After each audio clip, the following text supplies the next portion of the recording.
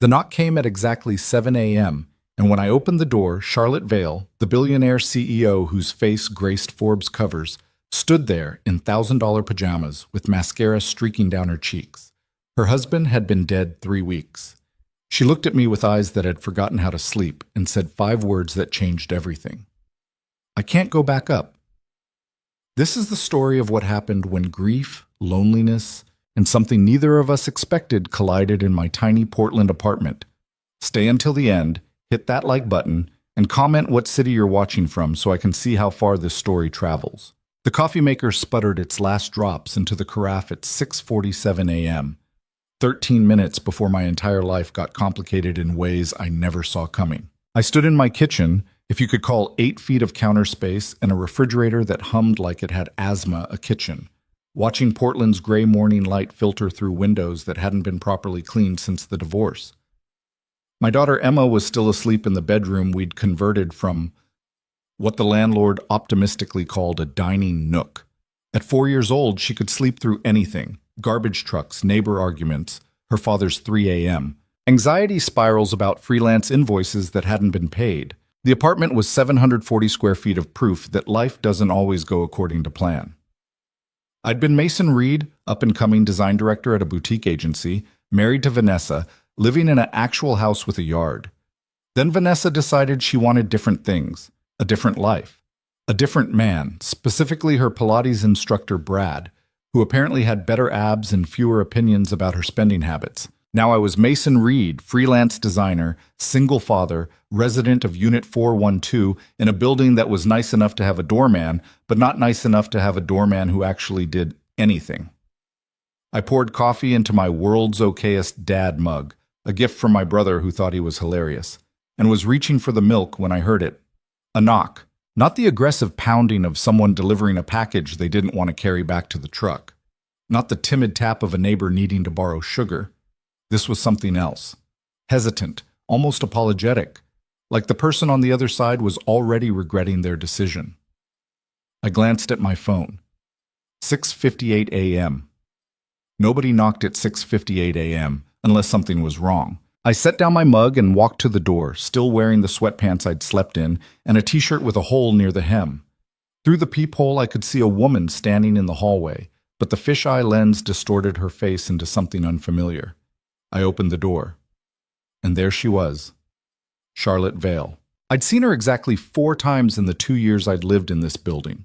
Once in the lobby, walking past in a cream-colored coat that probably cost more than my car. Twice in the elevator, where she'd stood in that particular way rich people stand, like the air around them costs extra and they've already paid for it. And once through my living room window, out on the building's rooftop terrace that only penthouse residents could access, standing next to her husband at some kind of cocktail party, both of them laughing at something I'd never be close enough to hear. Ryan Vale, tech entrepreneur, founder of some AI company that had gone public for an amount of money I couldn't properly conceptualize. Charlotte Vale, CEO of Vale Luxury Investments, a woman whose business decisions got written about in the Wall Street Journal. They were penthouse people. I was apartment 412 people. We existed in the same building the way economy and first class exist on the same plane, technically sharing space, but living in completely different realities. But the woman standing in my doorway wasn't the polished CEO from the elevator. Her blonde hair was pulled back in a messy knot. She wore silk pajamas that probably cost more than my monthly rent, but she'd thrown a cardigan over them that was buttoned wrong. Her face was bare of makeup, except for the smudged remains of yesterday's mascara creating dark shadows under red-rimmed eyes. She looked like she'd been crying for days, because she had been. Ryan Vale had died 3 weeks ago. I'd seen it on the news. Tech visionary dead at 34 heart attack, and felt that distant, disconnected sympathy you feel for strangers' tragedies. Sad, but not my sadness. Their world, not mine. Now their world was standing at my door at 7 a.m., and I had no idea what to say. Charlotte started, then stopped. Her voice was hoarse. I'm sorry. I know this is... I live upstairs. Penthouse, you probably... I'm Charlotte. Mason, I said, because it seemed like the thing to say. I know who you are. I mean, not no, But I've seen you, in the building. She nodded, wrapping her arms around herself despite the cardigan. Right, of course, I'm sorry, this is insane. I shouldn't have come down here. She turned to leave. Wait, I said. And I still don't know why. Maybe it was the look on her face. Not sadness exactly, but something more desperate. Drowning. Are you okay? It was a stupid question. Her husband had just died. Of course she wasn't okay. But Charlotte turned back, and when she looked at me, I saw something crack in her expression. Something that had been holding itself together through sheer force of will. No, she whispered. I'm really not. We stood there in the hallway, this impossible moment stretching between us. Somewhere in the building, someone's alarm went off. A dog barked. Normal sounds of normal people starting normal days. Do you want to come in? I asked. I don't know what made me say it. Maybe the fact that she looked like she might collapse right there in the hallway. Maybe because I knew what it felt like to have your life fall apart and nowhere to put all the pieces. Charlotte stared at me like I'd offered her something incomprehensible. You don't even know me, she said. No, I agreed.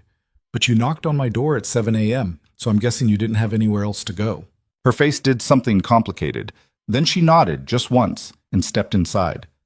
I closed the door behind her, and that was the moment everything changed, though I didn't know it yet.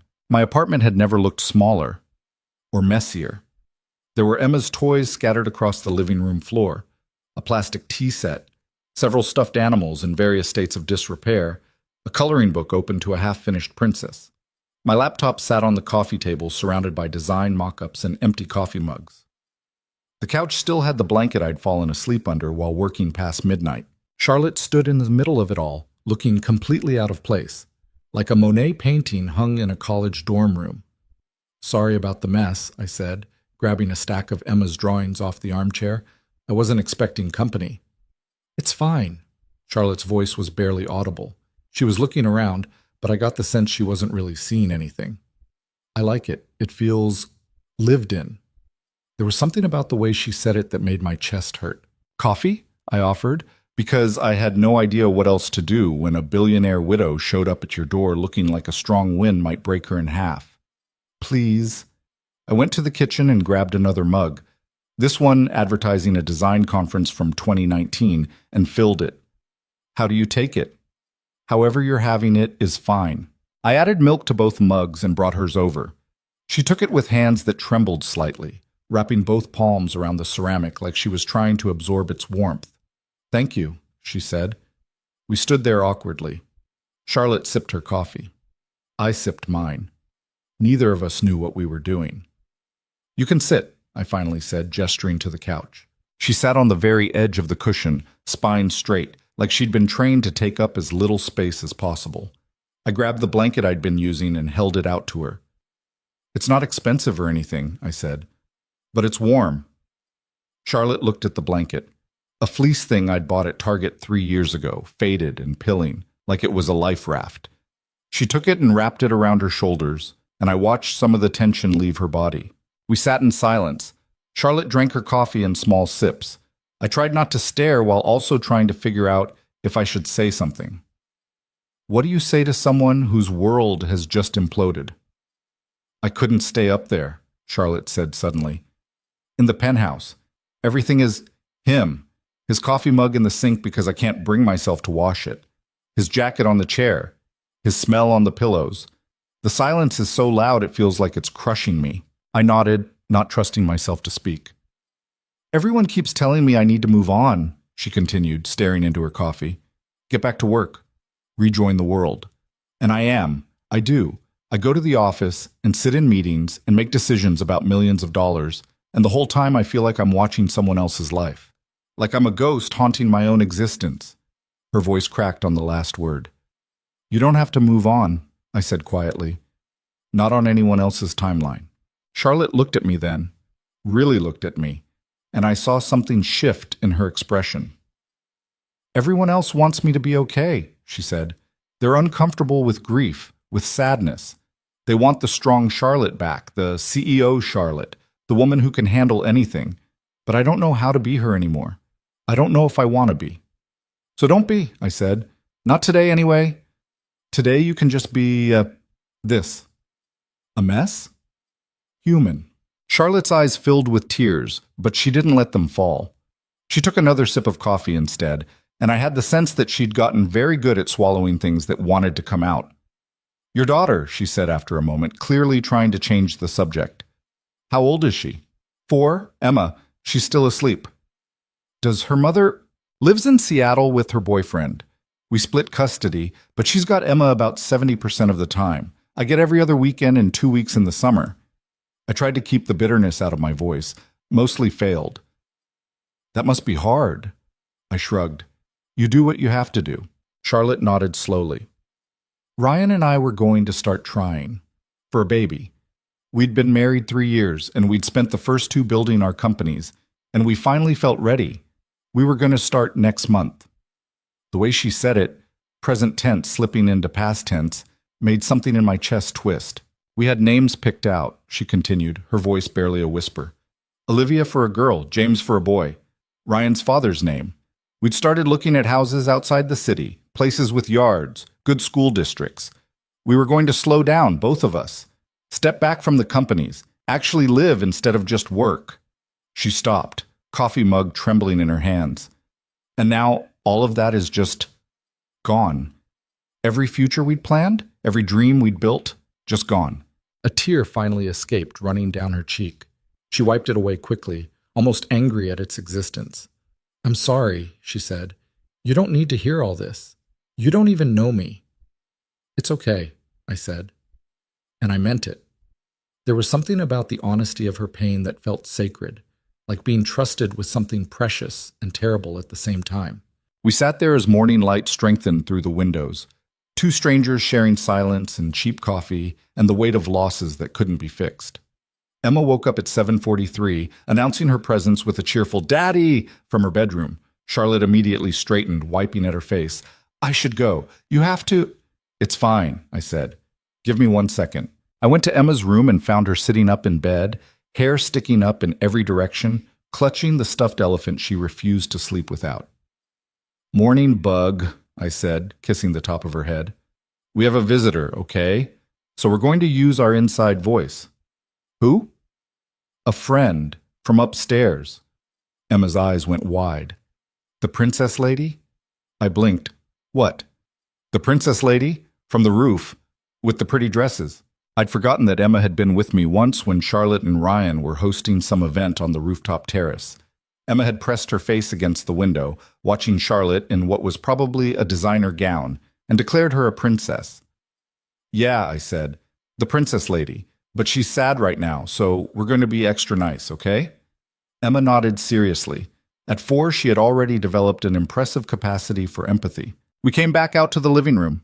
Charlotte had composed herself, the blanket folded neatly on the couch beside her, her mug empty on the coffee table. Hi, Emma said shyly. Hi, Charlotte replied, and I watched her face transform as she looked at my daughter. Something softened. Something that had been tight and painful eased just slightly. I'm Emma. I'm 4. Do you want to color with me? Charlotte glanced at me and I shrugged. You don't have to. I'd like that, Charlotte said quietly. So that's how we spent the next hour. Emma sprawled on the floor with her coloring books, Charlotte sitting cross-legged beside her in $1,000 pajamas, carefully staying inside the lines of a butterfly, while Emma enthusiastically scribbled a purple sun. I made breakfast, scrambled eggs and toast, nothing fancy, and the 3 of us ate at my tiny kitchen table. Emma chattered about her favorite color, rainbow, which she insisted counted as one color, and her best friend at daycare, Marcus, who could burp the alphabet, and her stuffed elephant, Mr. Trunks, who was very brave but scared of the dark. Charlotte listened to all of it with complete attention, asking questions, laughing at Emma's jokes, being present in a way that felt genuine. At 9:15, Charlotte's phone buzzed. She looked at it and her expression shifted, that mask of composure sliding back into place. I have a meeting, she said, standing up. I need to go get ready. Okay, I said. She looked at Emma. Thank you for letting me color with you. You can come back, Emma said brightly. We can color more butterflies. Charlotte's smile was sad and soft at the same time. I'd like that. She looked at me then, and I saw something vulnerable in her expression. Thank you, Mason, for the coffee, for this. I know it was strange, me just showing up. It's okay, I said. Really? She nodded, then headed for the door. I walked her out, and we stood in the hallway again, where this had all started less than 3 hours ago. I'm right upstairs, Charlotte said. If you ever need anything, I mean it. You and Emma, anything. Same goes for you, I said, not really thinking about what I was offering. Charlotte looked at me for a long moment. Then she said very quietly, Can I come back tomorrow? At 7? I should have said no. Should have recognized that this was crossing some line, that billionaire widows and broke single dads existed in different universes for a reason. But I looked at her face, at the desperate hope barely hidden behind her composure, and I couldn't. Yeah, I said, 7 works. Gisi. She came back the next morning at exactly 7 a.m., and the morning after that, and the one after that. It became a routine neither of us discussed, but both of us needed.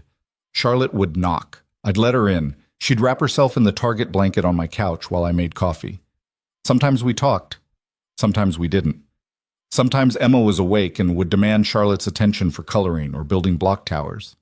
Sometimes it was just the two of us, sitting in comfortable silence while the world woke up outside. I learned things about Charlotte in those early morning hours. Small things. She took her coffee with more milk than I did. She had a scar on her left hand from a childhood accident involving a fence and a dare. She'd wanted to be a teacher before business school. She still felt guilty about not visiting her grandmother enough before she died. She was allergic to cats but loved them anyway. She learned things about me too. That I'd wanted to be an architect but couldn't afford the additional years of school. That my marriage had ended not with a dramatic fight, but with Vanessa simply saying she wasn't happy anymore, and me realizing I wasn't either. That I missed Emma with a physical ache on the days she was in Seattle. That I stress-baked at 2 a.m. when freelance work was slow. The media was still writing about Charlotte, the grieving widow, the resilient CEO, the woman bravely moving forward. I'd see headlines on my phone. Charlotte Vale returns to board meetings. Vale Investments posts strong quarter despite personal loss. How Charlotte Vale is honoring her late husband's legacy. None of those articles mentioned that she spent every morning wrapped in a stranger's blanket, drinking cheap coffee, trying to remember how to breathe. 3 weeks into our routine, Charlotte arrived looking worse than usual. Her eyes were hollow, her hands shaking as she took the coffee mug. What happened? I asked. She was quiet for a long time. Then, I went to grief counseling yesterday. Everyone told me I should, so I finally went. And? The therapist asked me to describe Ryan, our relationship, our life together. Charlotte's voice was flat, and I couldn't. I sat there for 10 minutes trying to put it into words, and everything I said sounded fake, like I was describing characters in a movie, not real people, not us. She looked at me with devastated eyes. What if I'm forgetting him? What if 3 weeks is all it takes for someone you love to start becoming a story you tell instead of a person you knew? That's not forgetting, I said carefully. That's just, words are bad at holding that much feeling. They're too small. Then how do I keep him? Charlotte whispered. How do I hold on to someone who isn't here anymore? I didn't have an answer for that. I'm not sure anyone does. Tell me something about him, I said instead. Not the big things. Something small. Something that wouldn't make the news. Charlotte was quiet, thinking. Then a small smile touched her lips. He couldn't fold laundry, she said. We had staff who could do it, but sometimes on Sundays we'd do it ourselves, and he'd make these elaborate productions out of folding a t-shirt. He'd hold it up like he was about to perform surgery, and it would still end up wrinkled. Did you give him a hard time about it? Every single time. And every single time he'd tell me it added character to the clothes. Her smile grew. He once tried to convince me that wrinkled shirts were going to be the next fashion trend. Sounds like he was full of it. Completely. Charlotte's eyes were wet, but she was smiling. He was terrible at laundry and couldn't cook anything that didn't come with exact instructions, and he'd forget to charge his phone constantly, so I was always tracking him down. He was brilliant at building companies, but couldn't remember where he'd parked the car. He sounds human, I said. He was. Charlotte looked at me. That's what everyone forgets in all the articles and obituaries. They talk about what he built, what he accomplished, his vision and innovation. But they don't talk about how he'd laugh so hard at stupid videos that he'd cry, or how he'd leave me notes hidden around the apartment just to make me smile, or how he'd... She stopped, pressing her hand to her mouth. You don't have to forget those things, I said quietly. You're allowed to keep them. All of them. Charlotte nodded, tears finally spilling over. And this time she didn't wipe them away quickly. She just let them fall. I grabbed a box of tissues from the kitchen and set it beside her. She took one, then another, and I sat there while she cried, really cried, in a way I suspected she hadn't let herself do since the funeral. When she finally stopped, her face was blotchy and her eyes were swollen, and she looked more human than I'd ever seen her. I'm a mess, she said, voice thick. You're grieving. Everyone at the office thinks I'm handling it so well. She laughed bitterly. They tell me how strong I am, how impressed they are. If they could see me now, then they'd see someone who's honest about how much they're hurting. That's not weakness. Charlotte looked at me like I'd said something revolutionary instead of just obvious. How did you do this? She asked. After your divorce, how did you keep going? I thought about it. About those first months after Vanessa left, when the house felt too big and too empty, and Emma's bedroom sat waiting for visits that weren't frequent enough. I didn't have a choice, I said honestly. I had Emma, and she needed me to be okay enough to take care of her, so I just put one foot in front of the other. Some days that's all you can do. But when does it get better? I'll let you know when I figure that out. Charlotte smiled despite herself.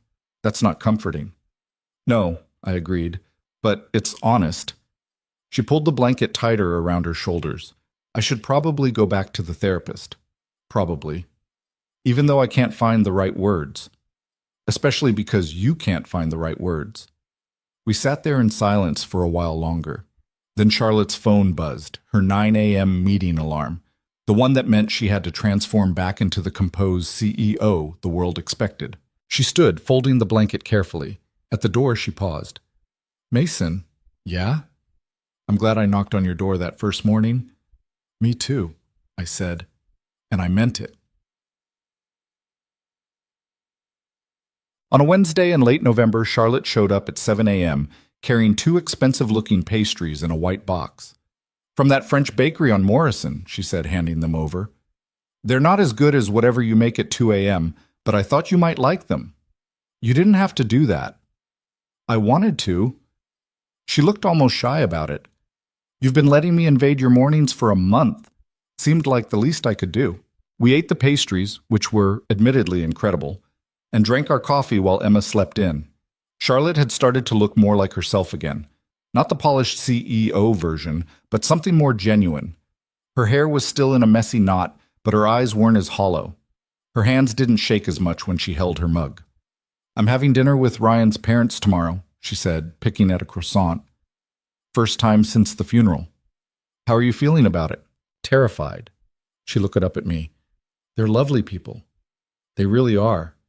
But they look at me and see their son's widow, and I look at them and see parents who lost their child. I don't know how to navigate that conversation. Maybe you don't navigate it, I suggested. Maybe you just survive it together. Charlotte nodded slowly. His mom called me last week. She said she keeps setting the table for 3 people out of habit, then having to put the extra place setting away. And I thought, I'm not the only one who can't accept that he's gone. Grief doesn't have a hierarchy. You all lost him in different ways. The therapist said something similar. Charlotte smiled slightly. You and her are starting to sound alike. Please don't compare me to a licensed professional. I'm just a guy with cheap coffee and strong opinions about Target blankets. She laughed, a real laugh, the kind I hadn't heard from her before, and it changed her entire face. What? She asked, catching my expression. Nothing, just, it's nice to hear you laugh. Charlotte's smile softened into something I couldn't quite read. It's nice to have a reason to. Emma chose that moment to wander out of her bedroom, still half asleep, dragging Mr. Trunks behind her. Charlotte, she said, immediately perking up. Did you bring croissants? I did. There's one in the kitchen with your name on it. Emma rushed past us, suddenly wide awake, and Charlotte and I shared a look. She's going to be unbearable after all that sugar, I warned. Worth it, Charlotte said. We spent the rest of the morning in easy chaos. Emma insisted on having a tea party with her plastic tea set, which meant Charlotte and I had to sit on the floor and pretend to drink from tiny cups, while Emma served us special tea, water, and fancy cookies, goldfish crackers. At one point, Emma declared that Charlotte was a queen and needed a crown. She disappeared into her room and came back with a tiara from a Halloween costume, which she ceremoniously placed on Charlotte's head. "There," Emma said with satisfaction. "Now you're Queen Charlotte." Charlotte adjusted the plastic tiara and looked at me with mock solemnity. "How do I look?" "Very regal," I said, trying not to laugh. "Very commanding." "I decree that everyone gets more cookies," Charlotte announced in her best royal voice. Emma squealed with delight and ran to get the goldfish. And I watched Charlotte Vale, billionaire CEO, grieving widow, woman whose business decisions moved markets, sitting on my living room floor wearing a cheap plastic tiara and making my daughter laugh, and I felt something shift in my chest, something dangerous, something I absolutely could not afford to feel. The shift happened gradually, then all at once. I started looking forward to 7 a.m. in a way that had nothing to do with coffee. I'd wake up at 6:30, shower, put on clothes that weren't actively falling apart. I started keeping the apartment a little cleaner, not because Charlotte cared, she'd never once commented on the mess, but because I cared that she was going to see it. I'd listen for her knock the way people listen for good news. And when she smiled at something I said, I'd feel it in my chest like a physical thing. This was a problem. Charlotte was a grieving widow, a billionaire, a woman still clearly in love with her dead husband, and I was a broke single dad in a 740-square-foot apartment, barely keeping my head above water. We existed in different universes. These morning coffees were temporary, a moment of connection in the middle of her grief that would end as soon as she healed enough to not need them anymore. Getting attached was stupid. Getting attached was inevitable. One morning in early December, Charlotte showed up looking different. She was wearing actual clothes instead of pajamas. Tailored pants, a cashmere sweater, her hair done properly. She'd put on makeup. "You look nice," I said, handing her coffee. "Thank you." She settled onto the couch with the blanket, but something about her posture was different, tighter. "I have a breakfast meeting at 8 with the board, first one I've actually prepared for in weeks." "That's good, right?" "I think so," but she didn't sound convinced. "Everyone's been very understanding about giving me space, but there are decisions that can't wait forever. The company needs its CEO back." "Do you want to be back?" Charlotte was quiet for a long moment. "I don't know. Part of me wants to dive back in, lose myself in work, feel useful again. But another part of me is terrified that the second I stop being sad, I'm betraying Ryan. Like grief is the only way I have left to love him." I sat down in the armchair across from her. "I don't think that's how it works." "No? Grief isn't love. Grief is what love becomes when the person is gone. But love itself, the actual feeling, that doesn't need grief to exist. You can love him and still move forward. Those things aren't mutually exclusive." Charlotte's eyes were bright with unshed tears. "Sometimes I hate how much sense you make." "It's a gift." She smiled, wiping at her eyes carefully to not smudge her makeup. "I should probably go. Can't show up to a board meeting late and crying." "You could show up however you want. You're the CEO." "That's not how it works when you're a woman in charge. We have to be twice as composed and half as emotional as everyone else." There was something bitter in her voice that I'd never heard before. "That sounds exhausting," I said. "It is." She stood, folding the blanket. "But it's the game, so I play it." At the door she paused. "Mason?" "Yeah?" "These mornings.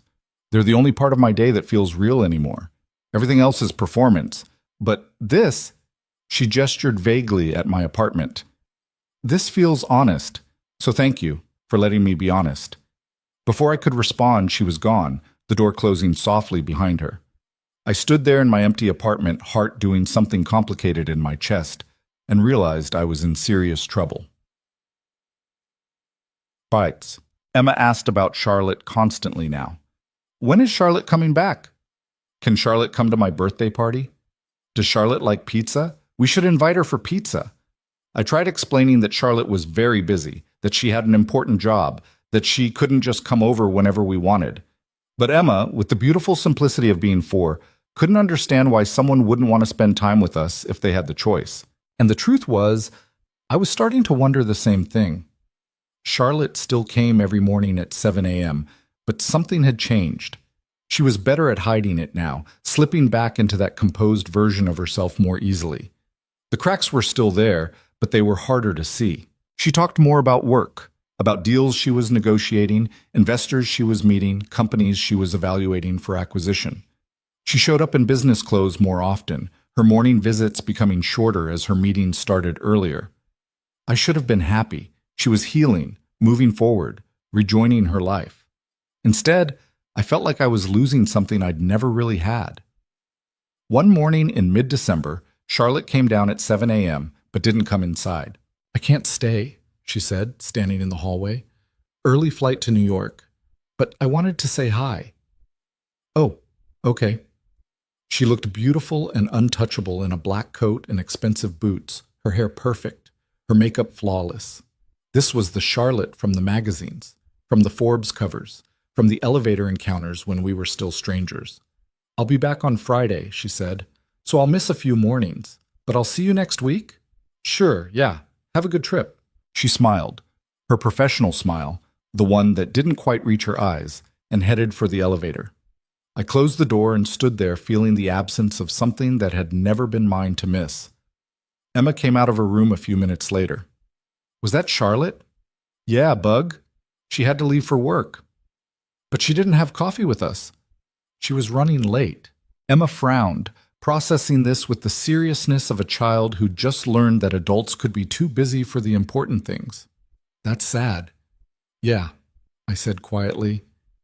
"It is." Charlotte didn't come back on Friday, or the following Monday. On Tuesday morning at 7:15, I heard footsteps in the hallway outside my door. I waited for the knock. It didn't come. She kept walking, and I heard the elevator ding, and then she was gone. I told myself it was fine. She was healing, getting her life back. This was always supposed to be temporary, just a widow finding comfort during the worst of her grief. Now that comfort was no longer necessary, and she was moving on. This was good. This was what was supposed to happen. Emma asked where Charlotte was. I told her she was busy. Emma asked if Charlotte was coming back. I said I didn't know. "Did we make her mad?" Emma asked with that devastating earnestness that 4-year-olds possess. "No, bug. Not at all. She has a lot going on." But I wondered. I wondered if Charlotte had realized what I'd been trying not to acknowledge, that these morning coffee visits had started meaning something neither of us had intended, that somewhere between grief and companionship, something else had begun growing, and maybe she'd stepped back before it could become something real. It was the smart thing to do, the safe thing. I threw myself into work, taking on more freelance projects than I could reasonably handle. Stayed up past midnight editing design mock-ups, sending proposals, chasing invoices. Anything to not think about the fact that 7 a.m. now felt empty in a way it hadn't before Charlotte started showing up. 2 weeks passed, then 3. I saw Charlotte once in that time, in the lobby, talking on her phone, wearing sunglasses even though it was overcast. She gave me a small wave but didn't stop talking. I waved back and kept walking, and that was it. We were strangers again, strangers who happened to live in the same building. This was fine. This was how it should be. I almost believed it. On a Thursday night in early January, there was a knock on my door at 11:47 p.m. Not the apologetic knock of those early morning visits. This was urgent, almost frantic. I opened the door, and Charlotte was there in pajamas again. Not the silk ones from before, but flannel pants and an oversized sweatshirt. Her face was blotchy from crying, her hair a mess, her eyes desperate. "I'm sorry," she said immediately. I know it's late, Come in," I said, stepping aside. She practically fell through the doorway, and I could see her shaking. Not from cold, from something much worse. "What happened?" I asked, closing the door quietly so we wouldn't wake Emma. Charlotte wrapped her arms around herself. "It's Ryan's birthday. Today. Or yesterday, technically, since it's past midnight.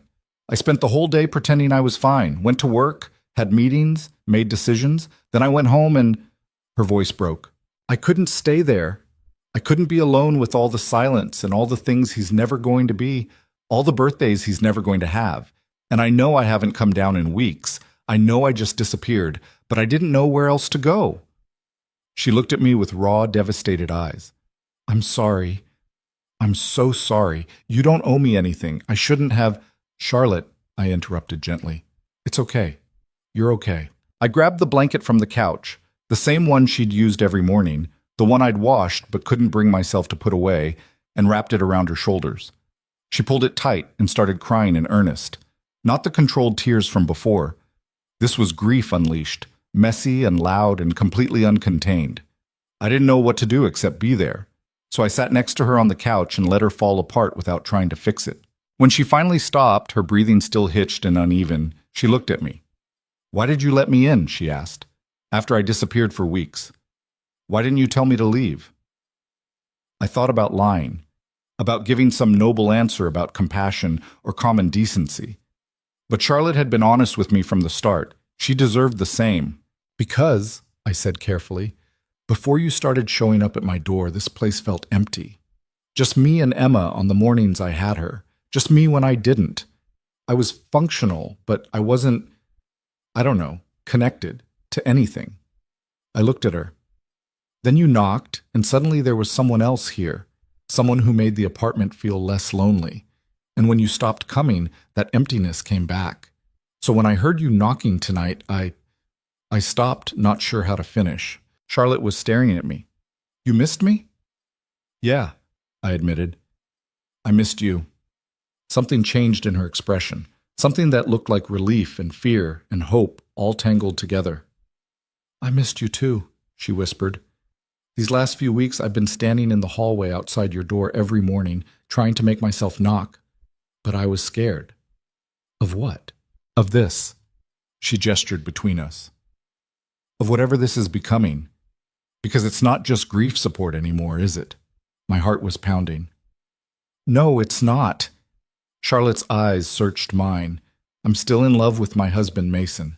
I'm still grieving. I'm still a mess. I can't be what you deserve. I'm not asking you to be anything except yourself. But what if myself isn't enough? What if I'm too broken to do this? Whatever this is. I reached out slowly and took her hand. She let me. Then we'll figure it out, I said. Or we won't. But either way, you don't have to do it alone. Charlotte looked at our joined hands, then back at me, and I saw her make a decision. I don't know how to do this, she said quietly. I don't know how to grieve Ryan and feel something for you at the same time. I don't know if that makes me a terrible person. It makes you human. My therapist says it's okay to move forward, that Ryan would want me to be happy. But how do I know what he'd want? He's not here to ask. And what if I'm just using you because I'm lonely and scared and can't stand being alone with my thoughts? Are you? I asked. Using me? Charlotte looked at me for a long moment. Then she said very softly, No, I don't think I am. We sat there in the quiet of my apartment, holding hands like teenagers, neither of us quite sure what came next. Can I stay? Charlotte finally asked. Just tonight, just so I don't have to be alone. Yeah, I said. Course. She leaned against me, her head on my shoulder, still wrapped in the blanket. I put my arm around her carefully, like she might break. We stayed like that for hours, not talking, just existing together in the space between grief and possibility. And when morning came, Charlotte was still there. Emma found them on the couch at 6:32 a.m., Charlotte still wrapped in the blanket with her head against Mason's shoulder, both of them asleep in positions that would make their necks hurt for days. Daddy? Emma's whisper was loud in the quiet apartment. Charlotte's here. Mason jerked awake, disoriented, his arm numb where Charlotte had been leaning against it. Charlotte stirred, blinking slowly, her face creased from the blanket. Hey, Bug, Mason said, his voice rough with sleep. Yeah, Charlotte stayed over. Emma's eyes went wide with delight. Like a sleepover? Charlotte sat up, pushing hair out of her face. Her eyes were still puffy from crying, her cheeks marked with dried tears she hadn't washed off. She looked like hell and didn't seem to care. Sort of like a sleepover, she said. Did you sleep in Daddy's bed? Emma asked with the blunt curiosity of a 4-year-old. No, Charlotte said quickly. Just on the couch. That's silly. The couch isn't comfy for sleeping. You're absolutely right, Mason said, standing and stretching, his back cracked audibly. Coffee? Charlotte nodded, pulling the blanket tighter around herself like armor. They moved through the morning routine with Emma chattering between them, oblivious to the weight of what had happened the night before. Mason made coffee and scrambled eggs while Charlotte sat at the kitchen table looking lost and found at the same time. Emma insisted on showing Charlotte her entire collection of hair clips, all 47 of them, explaining in detail which ones were for fancy occasions and which were for regular days. This one has a unicorn, Emma said seriously, holding up a plastic clip shaped like something that might have been a unicorn once. So it's very special. I can see that, Charlotte said, examining it with appropriate reverence. Mason watched them from the kitchen, spatula in hand, and felt that dangerous thing in his chest expand. He tried to shove it down, reminded himself that this was temporary, that Charlotte was vulnerable and grieving, and he needed to not complicate things by wanting more than she could give. But watching her listen to his daughter explain the hierarchy of hair accessories with complete focus made it hard to remember why he was supposed to be careful. After breakfast, Charlotte's phone started buzzing with increasing frequency. She looked at it and sighed. I have to go deal with real life, she said, standing. Thank you for letting me stay. Any time, Mason said, and meant it in a way that probably showed on his face. Charlotte looked at him, something unreadable in her expression. Can we talk? Later today? Mason's stomach did something complicated. Yeah, of course. Come up to the penthouse. Around 8? Emma too, if you want. I just think we need to figure out what this is. She left before he could respond, and Mason spent the rest of the day trying not to spiral into anxiety about what figure out what this is meant. At 7:45 p.m., Mason stood outside the penthouse door with Emma's hand in his, wondering if this was a terrible idea. Emma was wearing her favorite dress, the one with the twirly skirt, because she'd decided visiting Charlotte's apartment was a fancy occasion that required fancy clothes. He knocked. Charlotte answered immediately, like she'd been waiting by the door. She'd changed into jeans and a sweater, her hair pulled back. No makeup. She looked tired and real, and nothing like the polished CEO from the magazines. Hi, she said softly. Hi. Emma tugged her hand free and rushed inside. Wow, your house is so big. The penthouse was exactly what Mason expected, floor-to-ceiling windows overlooking the city, furniture that probably cost more than his car, art on the walls that might have been original, a kitchen with appliances he couldn't identify. Everything clean and expensive and carefully designed, and completely lifeless. There were no dishes in the sink, no mail scattered on the counter, no signs anyone actually lived here. It looked like a hotel room. A very expensive hotel room where someone had checked in but never unpacked.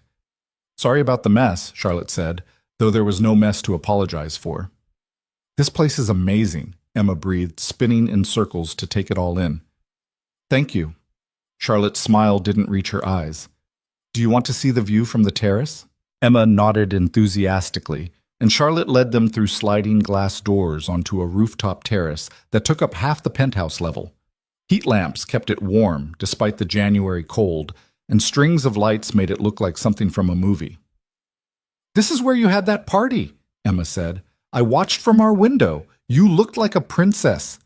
Charlotte's expression did something complicated. That was a long time ago. Can I explore? Emma asked, already moving toward the far end of the terrace where there was a seating area with a fire pit. Stay where I can see you, Mason called after her. Emma waved acknowledgement and skipped off, leaving Mason and Charlotte standing awkwardly near the railing. I've barely been out here since Ryan died, Charlotte said quietly. He loved this space. We'd come out here in the mornings with coffee, planning our days. Sometimes we'd stay out here until midnight, just talking. You don't have to tell me about him, Mason said. If it's too hard. No, I want to. Charlotte turned to face him. Because that's part of figuring this out, isn't it? You need to know that Ryan isn't just someone I lost. He was my best friend, my partner, the person I thought I'd spend my entire life with. Mason nodded, not trusting himself to speak. And these last few months with you, Charlotte continued, they've been the only thing keeping me from completely falling apart. You've given me space to grieve without judgment. You've let me be a mess. You've treated me like a person instead of a widow or a CEO or anything else. Charlotte, let me finish. She took a breath.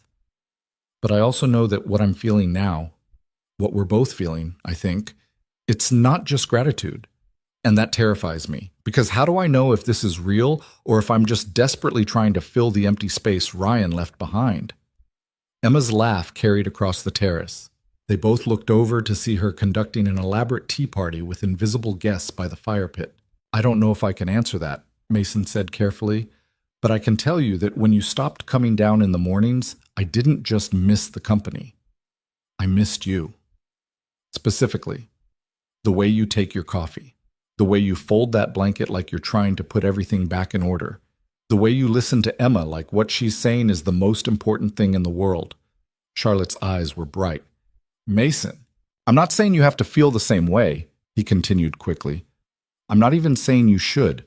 You're grieving, and I get that, and if all you need is a friend who makes coffee and doesn't ask questions, I can be that. But you asked me to be honest, so I'm being honest. Charlotte stared at him for a long moment. Then she said very quietly, I think I've been falling for you since that first morning when you invited me in without asking why I was there, and I've been terrified of it every single day since. Mason's heart was doing acrobatics in his chest. Yeah? Yeah. Charlotte laughed shakily. My therapist says I'm allowed to feel more than one thing at once, that loving Ryan and feeling something for you aren't mutually exclusive. But knowing that intellectually and actually believing it are different things. So what do you want to do? Charlotte looked out at the city lights. I want to try.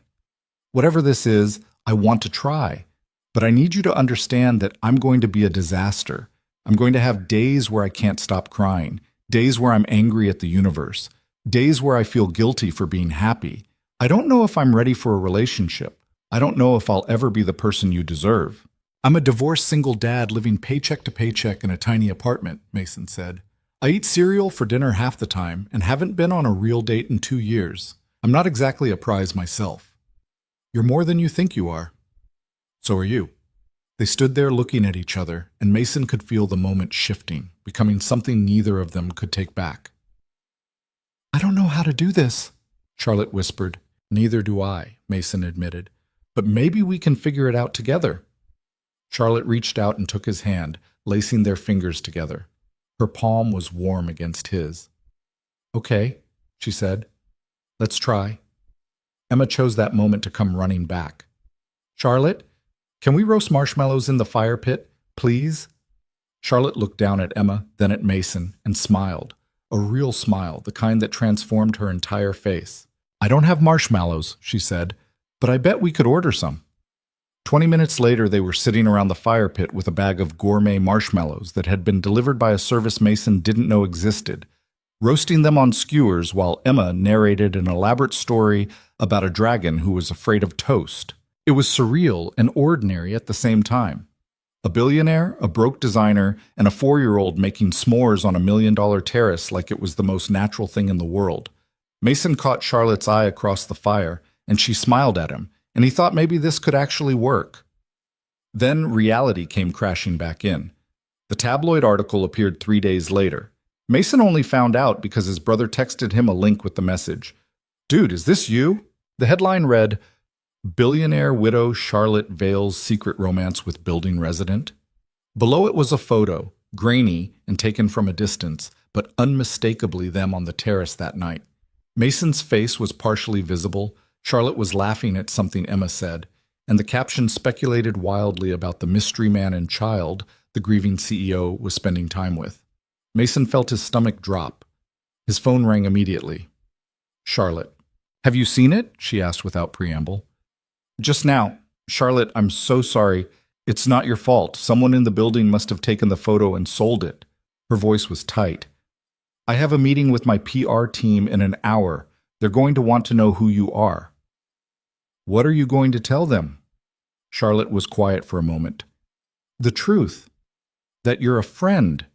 That your daughter and I have become close. That it's nobody's business. That's not going to satisfy them. No, she agreed. It's not.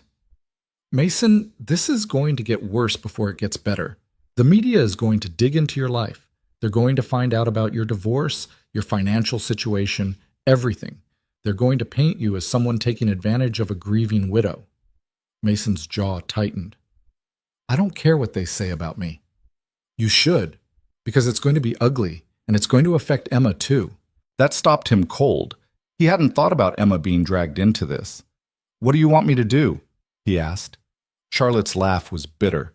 That's the problem. I don't know. Part of me wants to say screw them, let them write whatever they want. But I've spent years building a reputation, and one rumor can tank $1 billion deal. And you're trying to build your career. Having your name attached to scandal isn't going to help. So we stop, Mason said, even though the words felt like swallowing glass. We go back to being strangers in the elevator. Is that what you want? No, but if it protects you and Emma... Don't do that, Charlotte interrupted. Don't make yourself a martyr. This is my choice too. Mason rubbed his face. Then what do we do? I don't know, Charlotte admitted. Let me talk to my PR team. See how bad the damage is. We'll figure it out from there. She hung up, and Mason was left standing in his apartment feeling like everything good that had started to happen was already falling apart. The media circus ramped up faster than he expected. More photos appeared, some actually of them. Some obviously fabricated. Articles speculated about how long they'd been seeing each other, whether the relationship had started before Ryan's death, whether Mason was after her money.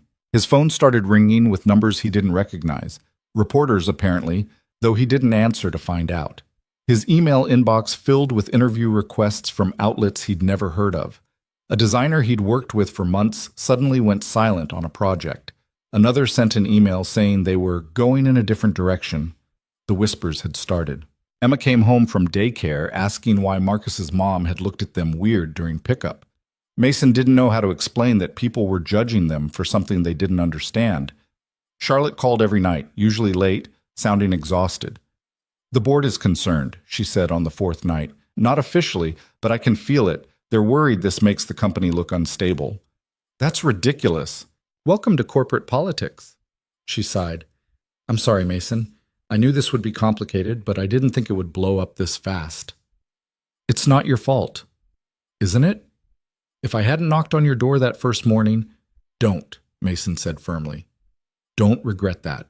Whatever happens, don't regret that. Charlotte was quiet for a moment. I miss you. Is that stupid? We live in the same building, but I haven't seen you in almost a week. I miss you too. Can I come down tomorrow morning, 7 a.m.? I don't care what the tabloids say. I just want my coffee and that terrible blanket and an hour where I don't have to be Charlotte Vale, CEO. Mason smiled despite everything. Yeah, 7 works. She showed up at exactly 7 a.m., wearing sunglasses even though the sun wasn't up yet, her hair hidden under a baseball cap. Disguise, she explained, taking them off once she was inside. Probably ineffective, but it made me feel better. You look like you're about to rob a bank. Don't tempt me. At least criminals get clear motivations. They fell back into the routine easily. Coffee, blanket, comfortable silence. But there was a new tension underneath it all, the awareness that every moment together was potentially being photographed, analyzed, weaponized. My lawyer called yesterday, Charlotte said, staring into her mug. Apparently some of Ryan's extended family are making noise about me moving on too quickly. They're implying it's disrespectful to his memory. That's garbage. Maybe. Charlotte's voice was small. But what if they're right? What if I am being disrespectful? Ryan's been gone 4 months, Mason. 4 months, and I'm already... She gestured between them. You're allowed to be happy. Am I? Because it feels like the universe is sending me a pretty clear message that I'm not. Mason set down his coffee and moved to sit next to her on the couch. The universe isn't sending messages through tabloids. People are nosy and judgmental, but that doesn't mean they're right. Charlotte leaned against him and he put his arm around her carefully. I'm tired, Mason. I'm so tired of fighting. Fighting my grief, fighting the media, fighting my own guilt. Some days I think it would be easier to just stop. Go back to being alone. At least then I'd only be disappointing myself. You're not disappointing anyone. I'm disappointing Ryan's parents, my board, probably half the city. What about you? Mason asked. Are you disappointing yourself? Charlotte thought about it. No, she said finally. When I'm with you, I feel like I'm finally doing something honest. Everything else in my life is performance, but this is real. She turned to look at him, and they were close enough that Mason could count the flecks of gold in her eyes. I'm falling for you, Charlotte whispered. And it's terrifying and probably terrible timing and definitely going to make everything more complicated, but it's true. Mason's heart was pounding so hard he was sure she could hear it. I'm already there. Have been for weeks. This is a bad idea. Probably the worst. We should be smart about this. We really should. Neither of them moved away. Mason, Charlotte breathed. Yeah? I think I want to kiss you. I think I want you to. Charlotte closed the distance between them, and when their lips met, it felt like everything that had been building for months finally breaking through. The kiss was soft and uncertain and perfect in a way that had nothing to do with technique and everything to do with timing. When they pulled apart, Charlotte was crying. I'm sorry, she said. I don't know why I'm crying. It's okay. I feel like I'm betraying Ryan. You're not. How do you know? Mason wiped a tear from her cheek. Because loving someone who's gone doesn't mean you can't love someone who's here. You have room for both. Charlotte kissed him again, and this time it was less tentative, more sure. When they finally broke apart, she was smiling through her tears. What are we doing? She asked. I have no idea. That should scare me more than it does. Same. They sat there wrapped around each other while morning light grew stronger through the windows. And for the first time since this whole thing started, Mason let himself believe it might actually work. Then Charlotte's phone rang. She looked at the screen and her face went pale. It's my head of PR. I should... Take it, Mason said. Charlotte answered. Yes? A pause. What? When? Another pause, longer this time. Her expression shifted from confusion to disbelief to something close to anger. I'll be right there. She hung up and stood, already moving toward the door. What happened? Mason asked. Someone leaked our relationship to the Wall Street Journal. They're running a story this afternoon about my secret romance with a struggling artist and questioning my judgment as CEO. She was pulling on her shoes, movements jerky with stress. There's an emergency board meeting in 2 hours. Charlotte, I have to go. I'll call you later. She was gone before he could respond, leaving Mason standing in his apartment with the taste of her still on his lips and the sinking feeling that everything was about to get much worse. The Wall Street Journal article was brutal. It painted Charlotte as a grieving widow making poor decisions, implied Mason was taking advantage of her vulnerability, and questioned whether someone going through obvious emotional turmoil should be making billion-dollar investment decisions. The article included details about Mason's financial situation, his divorce, his debt, his modest income, clearly meant to support the narrative that he was after Charlotte's money. It also mentioned Emma. That was the part that made Mason want to put his fist through a wall. His phone exploded with texts. His brother, "What the hell, man?" His ex-wife, "We need to talk about Emma being dragged into this." Former clients, radio silence. Charlotte called at 11 p.m., sounding wrecked. The board wants me to make a statement, she said, distancing myself from the situation. From you. Mason's throat went tight. What did you say? I told them to go to hell. She laughed, but it was hollow. Not in those words exactly, but close enough. Charlotte, I'm not ashamed of you, Mason. I'm not ashamed of us. But they're making it very clear that if I don't handle this right, there could be consequences. For the company. For me. Then do what you need to do. I understand. Do you? Her voice cracked. Because I don't. I don't understand why loving someone is such a catastrophe. I don't understand why I'm supposed to spend the rest of my life alone to make other people comfortable. I don't understand any of this. What do you want to do? Charlotte was quiet for a long time. I want to be with you, but I don't know if I can afford to. The words hung between them, heavy and true and heartbreaking. I need some time, Charlotte finally said, to figure out what to do. Can you give me that? Yeah, Mason said, even though it felt like his chest was caving in. Take whatever time you need. I'm sorry. Don't be. Just take care of yourself, okay? You too. She hung up, and Mason sat in the dark of his apartment, wondering how something that felt so right had gotten so complicated so fast. Charlotte didn't come down the next morning, or the one after that, or the entire week after that. Mason saw her once, getting into a town car in front of the building, flanked by people in expensive suits who were probably lawyers or PR handlers. She looked exhausted and polished at the same time, every inch the CEO putting out fires. She didn't see him, or pretended not to. Emma kept asking where Charlotte was. Mason kept making excuses. She's busy with work, Bug. She's traveling. She's dealing with some stuff. Eventually, Emma stopped asking, which was somehow worse. Mason threw himself into work, but the damage was done. 3 clients formally ended their contracts. 2 more went suspiciously quiet. Word had gotten around that he was that guy from the articles, the opportunist dating the billionaire widow. Never mind that they'd barely started dating. Never mind that the relationship was more complicated than any headline could capture. The narrative had been written, and Mason was cast as the villain. He thought about calling Charlotte. Deleted, half-written text, stood outside her penthouse door twice, hand raised to knock, then walked away. She'd asked for time. He needed to give it to her, even if it was killing him. 2 weeks after that last phone call, Mason's buzzer rang at 6:45 a.m. He answered it groggily. "Hello? It's me," Charlotte's voice crackled through the speaker. "Can I come up?" Mason's heart jumped. "Yeah, of course." He buzzed her in and stood by his door, waiting. When the elevator dinged and Charlotte stepped out, she looked different. Her hair was pulled back severely. She wore a business suit and heels at 6:45 in the morning, but her eyes were red-rimmed, and she was carrying the Target blanket. "I need to return this," she said, holding it out. Mason's stomach dropped.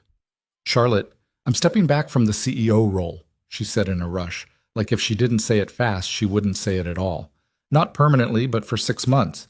The board agreed. They're bringing in an interim CEO while I take time to deal with everything." Mason stared at her. "What?" "I've spent the last 2 weeks in meetings with lawyers and PR people and board members, all of them telling me how to manage this situation, how to spin it, how to protect the company's image." Charlotte's voice shook. "And I realized something. I don't care about the company's image as much as I care about being honest." She stepped closer. "I'm in love with you, Mason. I think I have been since you handed me that ridiculous blanket and let me fall apart without judgment. And I'm tired of pretending I'm not because it makes other people uncomfortable." Mason couldn't breathe. "You're stepping down from your company for me?" "No," Charlotte said firmly.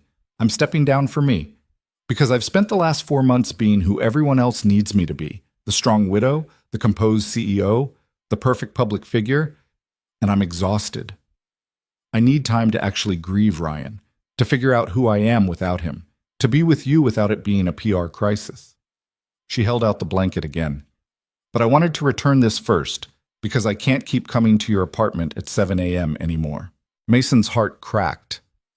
"Oh, I need you to come to mine," Charlotte continued, a small smile breaking through. "Because my penthouse is too big and too empty and too full of memories, and I need help making new ones." It took Mason a second to process what she was actually saying.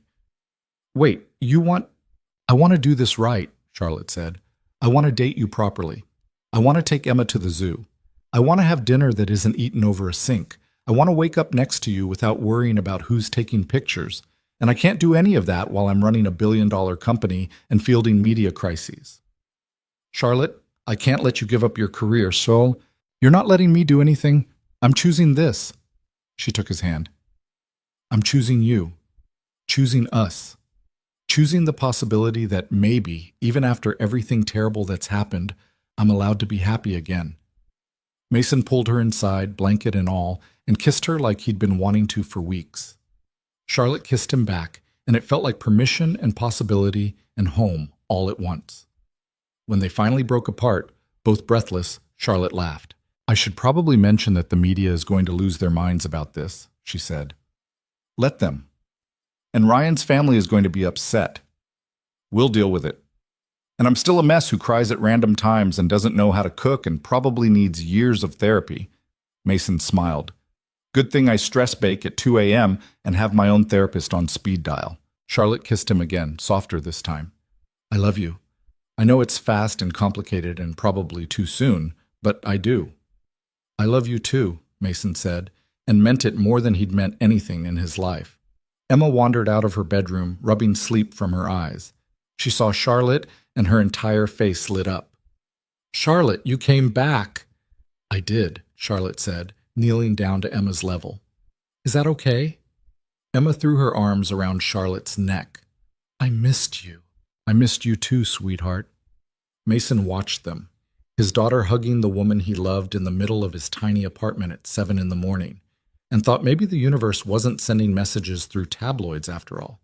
Maybe it was sending them through moments like this, small and real and perfectly imperfect. The first real fight happened 3 weeks later over something completely stupid. Charlotte had started spending most evenings at Mason's apartment, which meant her expensive work clothes gradually migrated into his closet. Her toiletries crowded his bathroom counter, and his refrigerator now contained things like organic almond milk and fancy cheese he couldn't pronounce. Emma loved having Charlotte around. Mason loved having Charlotte around. Everything should have been perfect, except Charlotte kept trying to pay for things. "It's just groceries," she said when Mason caught her slipping her credit card to the delivery guy before he could get his wallet out. "I eat here too. I should contribute." "You bought groceries yesterday, and the day before that." "So? I'm here all the time. It's only fair." Mason took a breath, trying to keep his voice level. Emma was in the other room, and he didn't want her hearing them argue. "I can afford to feed my own family, Charlotte." "I didn't say you couldn't. I'm just trying to help." "It doesn't feel like helping. It feels like you don't think I can handle it." Charlotte's jaw tightened. "That's not what this is." "Then what is it?" "I don't know. Maybe I'm just used to splitting costs with a partner. Is that such a crime?" "We're not splitting anything. You're paying for everything. There's a difference." Charlotte set down the bag she'd been unpacking with more force than necessary. "So what? I'm supposed to pretend I don't have money? Just let you struggle to pay for things I can easily afford?" "I'm not struggling." "Mason, I've seen your bank statements on your laptop. You're one unexpected expense away from overdrafting." The fact that she was right made it worse. "That's none of your business." "It is when we're building a life together." "Are we?" Mason shot back. "Because it feels more like you're trying to fund a project." Charlotte's face went pale, then red. "That's not fair." "None of this is fair. You step into my life with your platinum credit cards and your ability to fix every problem with money, and I'm supposed to what? Just accept it? Let you take over because you can afford better than I can provide?" "I'm not trying to take over anything. I'm trying to be a partner." "Partners are equals, Charlotte. We're not equal. Not even close." The words hung between them, ugly and true. Charlotte grabbed her purse. "I need to go." "Charlotte, wait." But she was already out the door, and Mason was left standing in his apartment surrounded by groceries he hadn't paid for, feeling like an asshole. Emma came out of her room. "Why was Charlotte yelling?" "We had a disagreement, Bug." "Are you still friends?" Mason hoped so. "Yeah, we're still friends." But he wasn't sure. Charlotte didn't come down the next morning, or answer his texts or his calls. On day 3, Mason swallowed his pride and went up to the penthouse. He knocked, waited, knocked again. The door opened, but it wasn't Charlotte. It was a woman in her 60s with steel gray hair and an expression that could freeze water. "Can I help you?" she asked, her tone suggesting she'd rather do anything but. "I'm looking for Charlotte. I'm Mason. I live downstairs." I know who you are." The woman looked him up and down. "I'm Diane Vale, Ryan's mother." Mason's stomach dropped. "Oh, I didn't know you were visiting." "Charlotte asked me to come. She's been having a difficult time." Diane's emphasis on the last part made it clear she blamed Mason for that difficulty. "Is she here?" "I just want to talk to her." "She's resting. I don't think she wants to see you right now." "Can you at least tell her I came by?" Diane's expression softened slightly, but not much. "Mr. Reed, I'm sure you're a nice man, but my daughter-in-law lost her husband less than 6 months ago. She's vulnerable and grieving, and she needs support from people who knew Ryan, who understand what she's lost." "I understand more than you think. Do you?" Diane's eyes were sharp. "Because from where I'm standing, you're a complication she doesn't need. Charlotte has a responsibility to Ryan's memory, to his legacy. She needs to be thinking clearly, not getting swept up in some situation. Mason felt his jaw tighten. With all due respect, Mrs. Vale, Charlotte is an adult who can make her own decisions. I don't doubt that. But when you love someone, sometimes you have to protect them from their own poor judgment. She closed the door in his face. Mason stood in the hallway, anger and frustration warring in his chest. He pulled out his phone and texted Charlotte. Your mother-in-law just told me to stay away from you. If that's what you want to, just tell me. I'll leave you alone, but don't hide behind other people. The response came 5 minutes later. Diane is leaving tomorrow. Can we talk then? I'm sorry. I just need space to think. Space to think. Mason had heard that before, right before Vanessa told him she wanted a divorce. He went back downstairs and tried to focus on work, but the designs on his screen blurred together. Emma asked twice if he was okay. He lied both times. That night he got an email from a potential client he'd been courting for months. They were going with another designer. No explanation given, but Mason could read between the lines. His name was Toxic now, associated with scandal and drama. He closed his laptop and went to bed at 8:30, feeling like his life was falling apart again. Charlotte showed up at his door at midnight. She looked terrible, eyes puffy, hair a mess, wearing sweatpants and one of Ryan's old hoodies that swallowed her whole. Can I come in? She asked. Mason stepped aside. They sat on the couch in silence for a long moment. Charlotte pulled her knees up to her chest, making herself small. Diane told me what she said to you, Charlotte finally said. I'm sorry, she had no right. She loves you. She's protecting you. From you. Like you're some kind of threat. Charlotte's laugh was bitter. She doesn't understand that you're one of the only things keeping me sane. Am I? Mason asked. Because it seems like I'm making everything harder. Charlotte looked at him. You are making things harder, but not in the way you think. Then explain it to me. She took a breath. Before you, everything was simple. Terrible, but simple. I was the grieving widow. I had a role to play. Everyone knew how to treat me, what to say, what to expect, and I hated every second of it, but at least I knew where I stood. And now? Now I'm the grieving widow who's maybe in love with someone new. And nobody knows what to do with that, including me. Charlotte wiped at her eyes. Diane spent all day showing me photos of Ryan, telling me stories about when he was young, asking if I remembered our first date, our wedding, the trip we took to Italy. And I did remember, all of it, and I loved him so much. Her voice cracked. But then I thought about you, and I realized I'm happy when I'm with you, genuinely happy, not just surviving, and that made me feel like the worst person alive. Mason reached for her hand. She let him take it. You're allowed to be happy, he said quietly. Everyone keeps saying that, but it doesn't feel true. It feels like happiness is a betrayal, like every smile is me forgetting Ryan a little more. That's not how it works. How do you know? Charlotte looked at him with desperate eyes. How can you be sure? Because grief doesn't work on a quota system. You don't run out of sadness and switch to happiness. They exist at the same time. You can miss Ryan and love me in the same breath. Those things don't cancel each other out. Charlotte started crying in earnest, and Mason pulled her against his chest, holding her while she sobbed. I miss him so much, she choked out. Some days I can barely breathe from missing him. And then I'm with you and I forget to be sad for a few hours, and I hate myself for it. Don't. Please don't hate yourself for being human. They sat like that for a long time, Charlotte crying and Mason holding her until she finally exhausted herself into stillness. I'm sorry about the grocery fight, she said eventually, her voice hoarse. You were right. I was being controlling. I was being proud and stupid. We were both being proud and stupid. Charlotte pulled back to look at him. But we need to figure this out, Mason, the money thing, because it's going to keep coming up, and we can't blow up every time it does. Mason nodded. Okay, so let's actually talk about it. I have more money than I'll ever spend, Charlotte said bluntly. That's just reality. And I know it makes you uncomfortable, but pretending it doesn't exist isn't going to work either. I don't want to be someone you have to take care of financially. And I don't want to feel guilty every time I want to buy dinner or contribute to our life together. Charlotte squeezed his hand. What if we set some ground rules, things you're comfortable with me paying for, things that are off limits?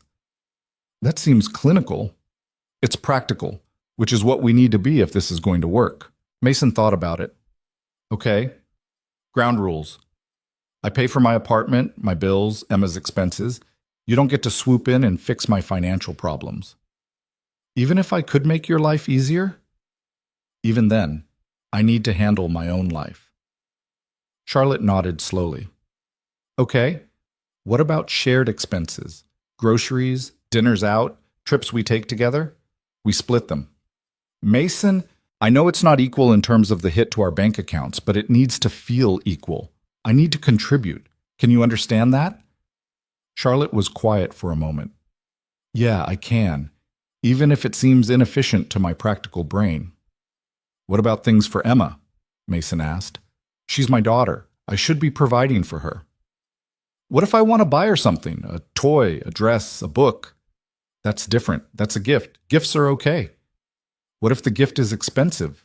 Mason hesitated. How expensive are we talking? I don't know. What if I wanted to set up a college fund for her? Charlotte, not now, she said quickly. But eventually. If we're building a life together, Emma's part of that life. I want to help give her opportunities. Mason felt his throat get tight. We can talk about that. Down the road. But nothing without discussing it first. Agreed. Charlotte managed a small smile. See? We can be adults who communicate. Barely. She laughed, and the sound made something in Mason's chest unclench. I should probably go, Charlotte said, but she didn't move. Diane's in the guest room. If I'm gone too long, she'll have opinions about it. Let her have opinions. You say that now. You haven't experienced the full force of Diane Vale's disappointment. I got a preview today. I survived. Charlotte kissed him, soft and brief. I love you. Even when I'm a disaster. Even when I make everything complicated. I love you too. Even when you try to pay for all my groceries. I'm going to slip you money sometimes, just so you know, when you're not looking. And I'm going to return it every time. Charlotte smiled. We're going to be terrible at this, aren't we? Probably, but at least we'll be terrible together. She left, and Mason went to bed feeling marginally better, though still not entirely sure they hadn't just put a Band-Aid on something that needed stitches. Diane left the next day, but not before stopping by Mason's apartment. Mr. Reed, she said when he opened the door. I wanted to apologize for yesterday. I was rude. You were protecting Charlotte, I get it. Still, I shouldn't have dismissed you without knowing you. Diane looked uncomfortable, like apologies weren't something she did often. Charlotte speaks highly of you, and Emma is a lovely child. Thank you. But I hope you understand my concern. Ryan was my son. Charlotte was his wife. Watching her move on is... Diane's composure cracked slightly. It's difficult. Mason nodded. I can't imagine what you're going through, losing a child. No, you can't. It wasn't accusatory, just honest. But Charlotte lost her husband, and she's trying to survive that loss however she can. If you're part of that survival, then I suppose I need to accept it. I'm not trying to replace Ryan. I know. Charlotte made that very clear. Diane managed a tight smile. She told me in no uncertain terms that I needed to stop interfering in her life. It reminded me of when she first started dating Ryan, actually. I didn't approve of him either at first. Thought he was too ambitious, too focused on work. She told me off then, too. What changed your mind? Time. And watching them together. Seeing that he made her happy. Diane looked at Mason directly. I suppose I'll have to give you the same chance. It wasn't exactly a blessing, but it was something. I appreciate that, Mason said. Diane nodded and left, and Mason felt like he'd just passed some kind of test he hadn't known he was taking. The media circus gradually died down over the next few weeks. There were new scandals to chase, fresh drama to dissect. Charlotte and Mason became old news, relegated to the occasional gossip column mention, but no longer headline material. Charlotte's company brought in the interim CEO as planned, a distinguished man in his 60s who'd successfully run 3 other companies and had zero interest in drama. The board seemed satisfied. Charlotte seemed relieved. It's strange, she told Mason one evening as they cooked dinner in his tiny kitchen. Well, Mason cooked while Charlotte chopped vegetables with aggressive incompetence. I spent years building that company, and now I'm just not. And I thought I'd feel lost, but mostly I just feel lighter. Do you miss it? Parts of it. The strategy, the deals, the challenge of it all. She frowned at the onion she was mangling. But I don't miss the performance, the constant need to be on, the feeling that one wrong move could tank everything. You can go back whenever you want. I know. That's what makes this okay. It's temporary. 6 months to figure myself out, and then I'll decide what I actually want. She looked at him. What if I decide I don't want to go back? Then don't. Just walk away from a billion-dollar company? If it's not making you happy, yeah. Charlotte laughed. You make it sound so simple. Maybe it is, says the man who stresses about every invoice. Fair point. They fell into a rhythm that felt almost normal. Charlotte spent most nights at Mason's apartment, though she kept her penthouse for when she needed space or wanted to sort through Ryan's things. Emma started calling Charlotte by name without the shy hesitation, treating her presence as a given rather than a special event. Mason's work situation gradually improved. A few new clients reached out, ones who either didn't care about the scandal or found it intriguing rather than damning. He wasn't back to where he'd been financially, but he was surviving. Charlotte started therapy 3 times a week. She came back from sessions quiet and wrung out, but she kept going. She said it helped. Mason believed her. They went on their first official date 6 weeks after getting together. Dinner at a small Italian place that Charlotte swore wasn't too expensive, though Mason suspected she was lying. He paid, she didn't argue, and they held hands across the table like normal people. This is nice, Charlotte said. Weird, but nice. What's weird about it? I keep expecting someone to take a photo, or for Ryan's name to come up, or for something to go wrong. She shook her head. I'm not used to things just being okay. Get used to it, she smiled. I'm trying. On the way home, they passed a jewelry store with engagement rings in the window. Charlotte stopped, staring at them with an expression Mason couldn't read. You okay? He asked. Ryan proposed in front of a jewelry store. Different one, but still. We'd been walking through downtown and he just stopped, got down on one knee right there on the sidewalk, and asked me to marry him. Her voice was soft with memory. I said yes before he even finished the question. Mason's stomach tightened. Do you want to keep walking? No, it's okay. Charlotte squeezed his hand. I can remember that and not fall apart. That's progress, right? That's definitely progress. They kept walking, and Mason tried not to think about the fact that Charlotte had been engaged before, married before, built a whole life with someone before. Tried not to feel like he was constantly competing with a ghost. He mostly succeeded. The first time Charlotte had a full breakdown in front of Emma happened on a random Tuesday. They were watching a movie, some animated thing about talking animals, and a scene came on where a character lost their parent. It wasn't even sad, just touching, but Charlotte started crying and couldn't stop. Emma looked at Mason with wide eyes. Why is Charlotte sad? Charlotte tried to compose herself. I'm okay, sweetheart. Just a silly movie making me emotional. But the tears kept coming, and Emma, with the intuitive emotional intelligence of children, climbed onto the couch next to Charlotte. It's okay to be sad, Emma said seriously, patting Charlotte's arm. Daddy cries sometimes, too. Mason felt his heart crack open. Charlotte looked at Emma, then at Mason, and laughed through her tears. Thank you, Emma. You're absolutely right. Do you want Mr. Trunks? Emma offered, holding out her stuffed elephant. He helps when I'm sad. Charlotte took the elephant with shaking hands. That's very kind of you. Emma settled in next to Charlotte, and the 3 of them finished the movie with Mr. Trunks held between them. When it ended, Emma had fallen asleep against Charlotte's side. She really loves you, Mason said quietly. Charlotte looked down at Emma's sleeping face. I love her too. Is that okay? More than okay. I keep thinking about what Diane said, about my responsibility to Ryan's memory, and I wonder if I'm dishonoring him by building a life with someone else's family. You're not dishonoring anyone by being happy. But what if Ryan wanted... Charlotte stopped. No, I can't do that. I can't spend my life guessing what a dead person would want. That's not fair to anyone. She carefully shifted Emma to carry her to bed. Mason watched Charlotte tuck his daughter in with practiced care, adjusting the blankets just right and placing Mr. Trunks within reach. When she came back, Mason pulled her into his arms. "Thank you," he said. "For what?"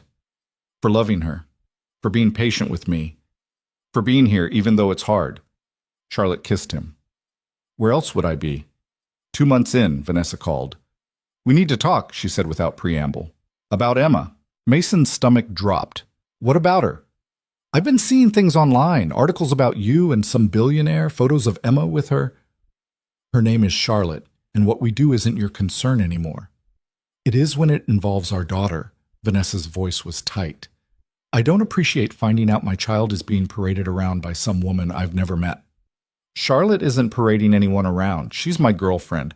Emma likes her. That's all there is to it." "I want to meet her." "Absolutely not." "Mason, I have a right." "You have no rights here, Vanessa. You left. You chose Brad in Seattle and a different life.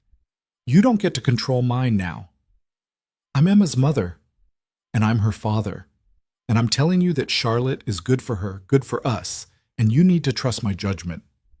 Vanessa was quiet for a moment. "Is it serious, with this woman?" Mason thought about lying, making it sound casual to avoid Vanessa's judgment, but he was tired of downplaying things to make other people comfortable. "Yeah," he said. "It's serious." "Then I definitely want to meet her. If she's going to be part of Emma's life, I'll think about it," Mason said, though he had no intention of subjecting Charlotte to his ex-wife's scrutiny. "Was there anything else?" "Just be careful, okay? Emma's already been through one broken home. I don't want her getting attached to someone who might not stick around." The words hit harder than Vanessa probably intended. "Charlotte isn't going anywhere." "You can't know that." "No," Mason agreed, "but I can believe it." He hung up before Vanessa could respond and spent the next hour pacing his apartment, anxiety gnawing at his gut. When Charlotte came down that evening, she took one look at him and asked what was wrong. He told her about the call. "She wants to meet me?" Charlotte looked more amused than concerned. "That should be fun." "You don't have to. We can just—" "Mason, if Emma's mother wants to meet the woman dating her ex-husband, that's reasonable. Uncomfortable, but reasonable." "It's going to be a disaster," Charlotte smiled. "Probably, but we'll survive it." She was right about the disaster part. They met at a coffee shop halfway between Mason's apartment and Vanessa's hotel. She was in town to pick up Emma for her custody weekend. Charlotte dressed down for the occasion, jeans and a simple sweater, but she still looked expensive in a way that couldn't be hidden. Vanessa arrived with Brad in tow, which Mason hadn't expected and definitely didn't appreciate. "You must be Charlotte," Vanessa said, extending a hand. "I'm Vanessa, Emma's mother. Nice to meet you." Charlotte shook her hand with practiced grace. They sat, ordered coffee that nobody actually drank, and engaged in the most awkward conversation Mason had ever been part of. "So," Vanessa said, stirring her untouched latte, "you're a CEO." "Was. I'm on sabbatical currently." "How nice. Must be wonderful to be able to just step away from work whenever you want." Charlotte's smile didn't waver. "It's a privilege, yes." "And you live in the same building as Mason?" "In the penthouse, yes." Vanessa exchanged a look with Brad that Mason wanted to punch off both their faces. "That must be quite a change from your usual circle," Brad said. "Dating someone more middle class." "Brad," Mason said tightly. "What? I'm just making conversation." Charlotte set down her coffee cup carefully. "If you're asking whether I care that Mason doesn't have money, the answer is no. I don't. He's kind, he's a wonderful father, and he treats me like a person instead of a bank account. That's worth more than any amount of wealth." "Of course," Vanessa said quickly. "We didn't mean to imply a pushata." "I think you did, actually." Charlotte's voice was still pleasant, but there was steel underneath. "Let me be very clear. I'm not dating Mason for any reason other than I love him. And I care about Emma because she's a smart, sweet child who deserves to be surrounded by people who appreciate her. If you have concerns about my presence in their lives, I'm happy to address them. But I won't sit here and be insulted." Vanessa looked taken aback. Brad looked annoyed. Mason fell a little more in love. "I just want what's best for Emma," Vanessa finally said. "So do I," Charlotte replied, "which means we probably want the same thing." The rest of the meeting was marginally more civil, though still tense.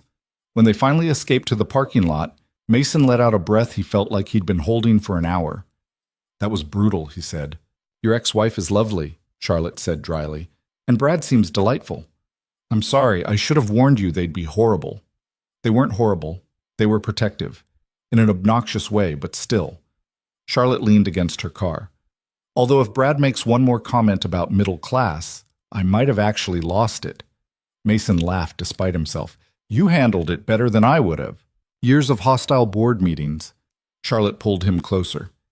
For what it's worth, I meant what I said. About loving you.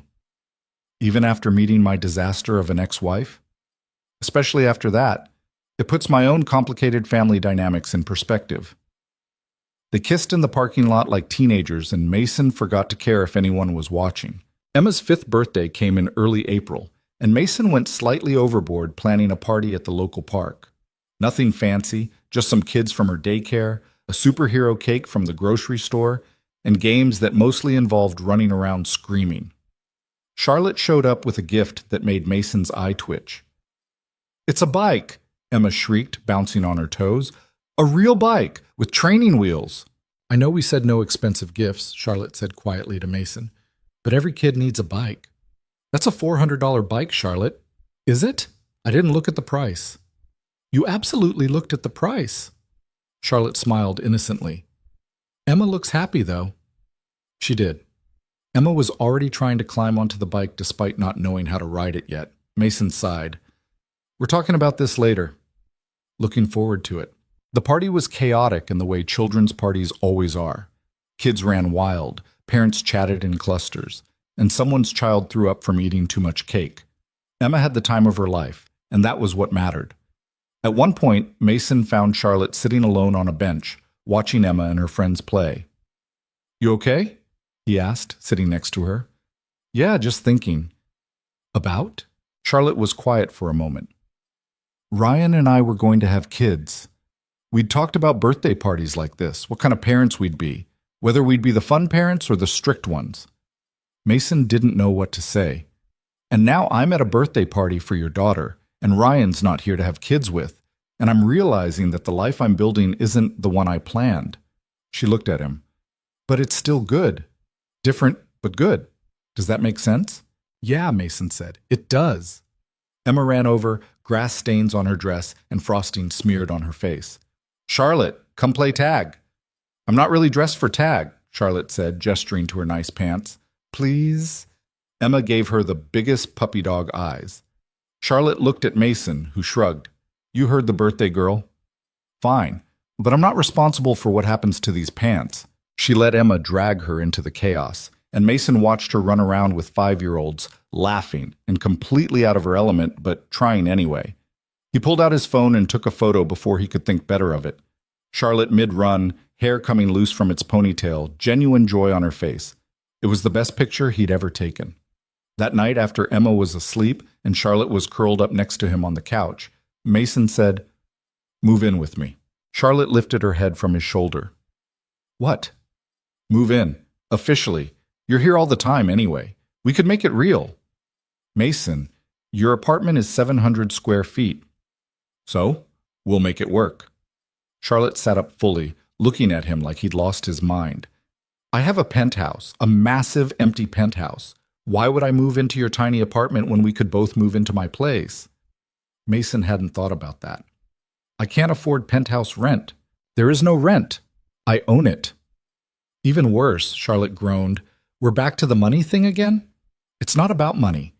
It's about this being my home, my space, where I've built my life with Emma. And it's a great space. But Mason, be practical.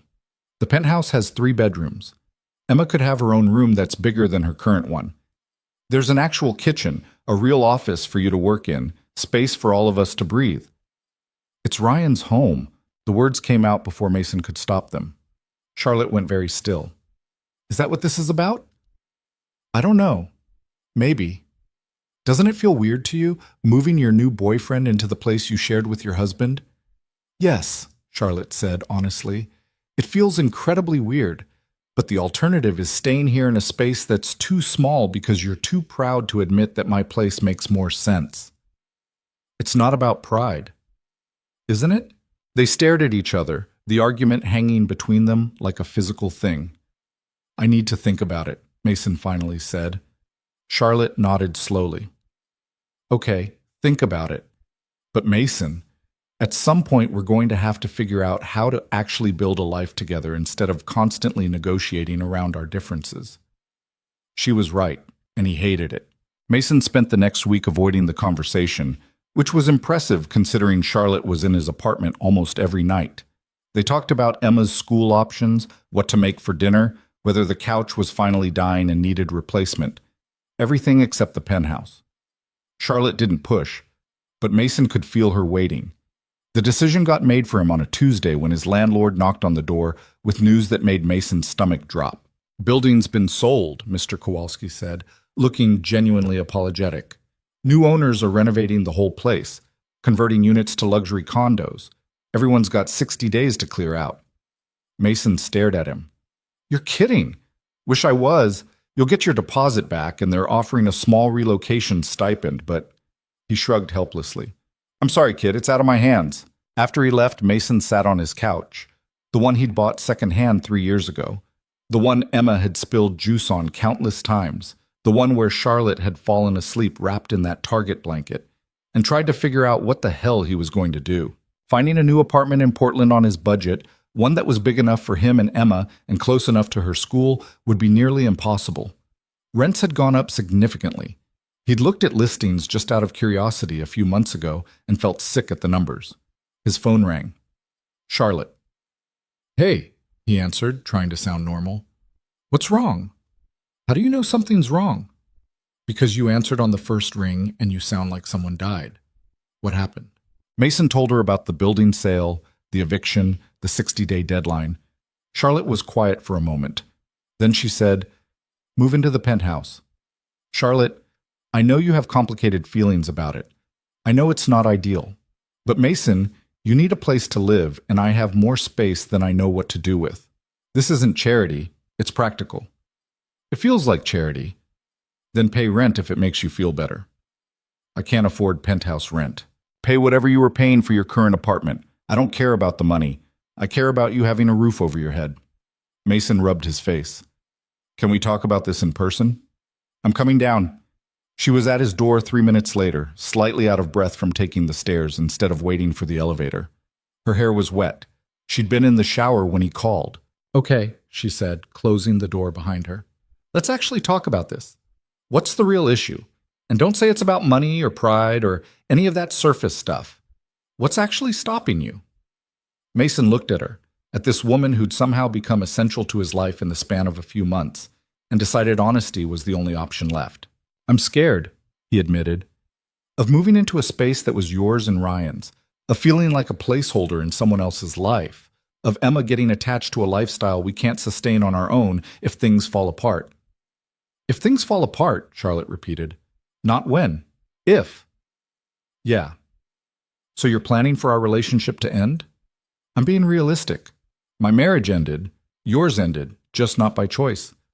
Things fall apart, Charlotte. That's just what happens. Charlotte sat down next to him. You're right. Things do fall apart sometimes. But that doesn't mean we should sabotage what we have now by being too scared to actually commit to it. Moving into your penthouse isn't just committing, it's giving up my independence, my ability to provide for my own family. You're still providing. You're still working, still paying your share, still being Emma's father. The only thing that's changing is the address. She took his hand. But I think this is about more than the apartment. I think you're scared that if we do this, if we actually merge our lives, you won't be able to walk away if things get hard. Mason wanted to argue, but she was right. After Vanessa left, he said quietly, I promised myself I'd never be in a position where someone else's choices could destroy me again. If I keep my own apartment, my own space, then I'm protected. If you decide this is too much, if you realize you want someone from your own world, I still have somewhere to land. And by keeping one foot out the door, you're guaranteeing that we never actually build something real. Charlotte's voice was gentle but firm. Mason, I love you. I'm not going anywhere. But if you can't trust that, if you're always waiting for me to leave, then we're going to have problems that have nothing to do with where we live.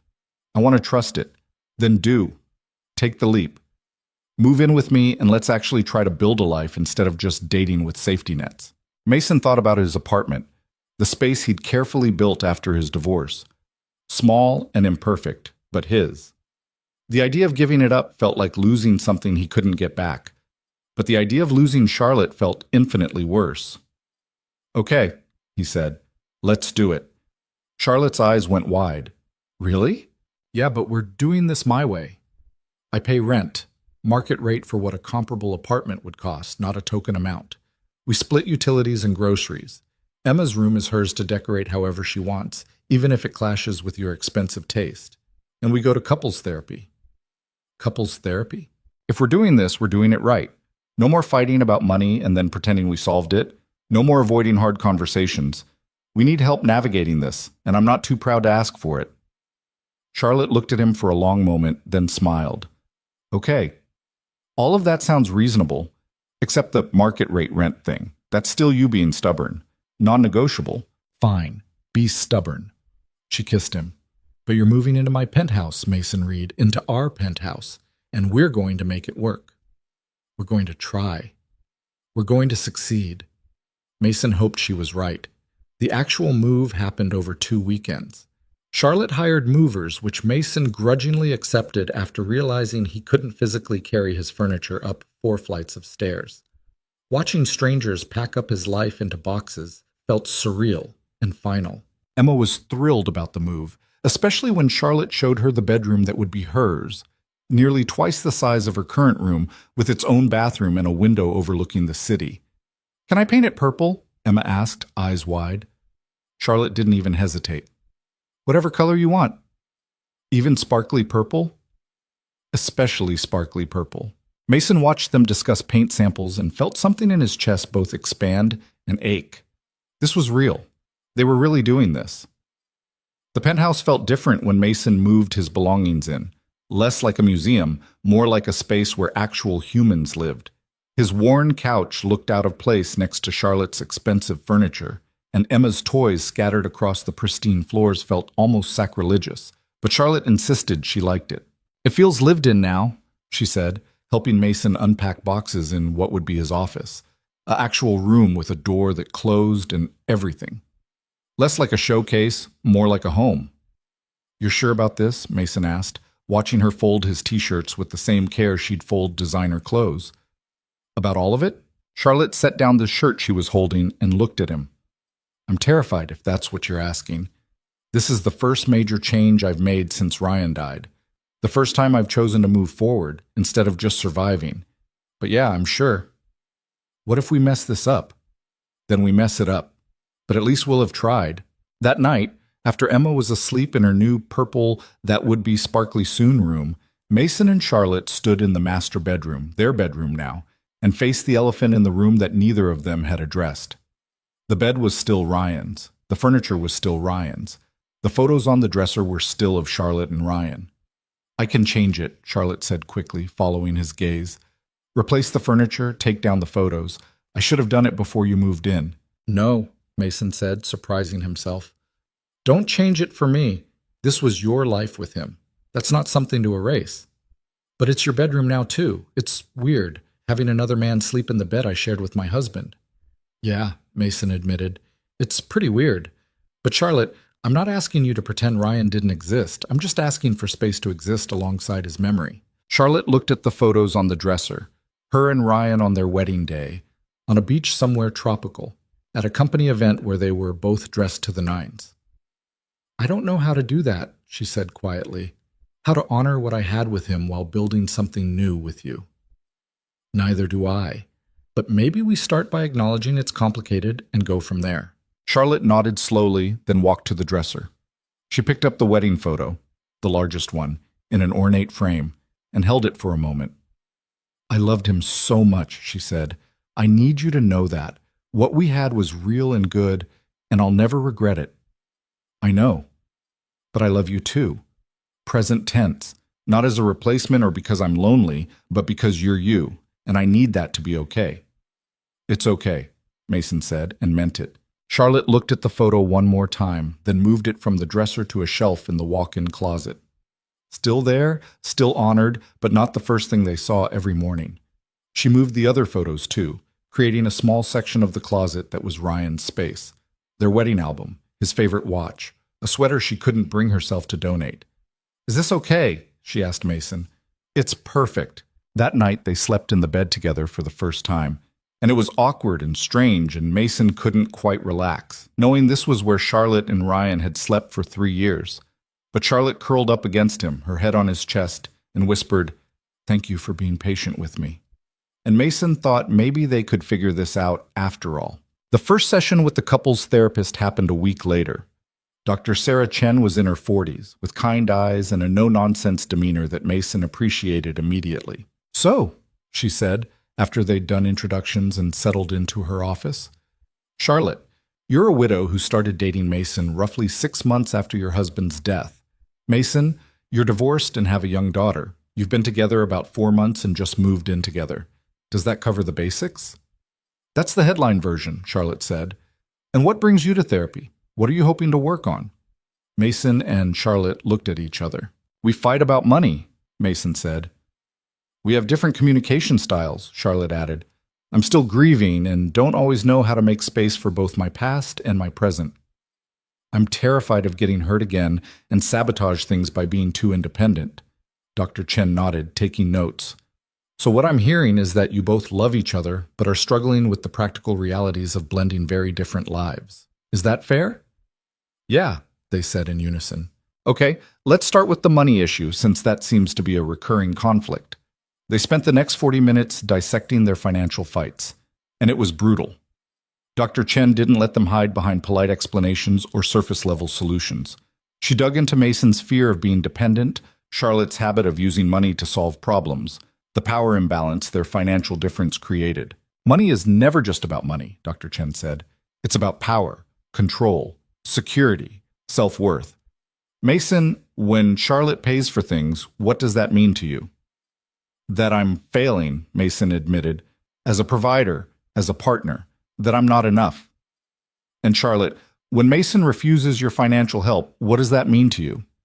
"That he doesn't trust me, that he's keeping distance between us, that he sees me as a bank account instead of a partner." Dr. Chen nodded. "And neither of those interpretations is actually what the other person means, but that's what you're hearing, so we need to work on communicating the actual intention, not the perceived meaning." It was exhausting and uncomfortable, but when they left, Mason felt like they'd actually made progress. "That was harder than I expected," Charlotte said in the car. "Yeah, but good, I think." "We're coming back, right? Every week?" "Every week," Mason confirmed. Charlotte reached over and took his hand. "We're going to figure this out." "We better. I already changed my mailing address." She laughed, and Mason felt some of the tension from the session ease. Emma adjusted to the penthouse faster than Mason did. Within 2 weeks, she'd claimed every corner of the space as her territory. Her toys were everywhere, her art covered the refrigerator, and she'd somehow convinced Charlotte to let her hang a bedsheet fort in the living room that had been there for 5 days now. "We should probably take that down," Mason said, looking at the fort that was definitely not part of Charlotte's original design aesthetic. "Why?" Charlotte was working on her laptop at the kitchen island, perfectly content to ignore the chaos. "Because it's been up for almost a week, and we have a living room that looks like a camping trip exploded. Emma loves it. I love that she feels comfortable enough to build forts in our home. It stays. Our home." Charlotte said it so naturally, like it had always been theirs instead of hers. Mason felt that dangerous thing in his chest expand again. "You're going soft," he said. "I'm learning to care about different things. There's a difference." Emma emerged from the fort. "Charlotte, can we make cookies?" "I don't know how to make cookies." "Daddy can teach us." Charlotte looked at Mason with an expression that clearly said, "Please help me."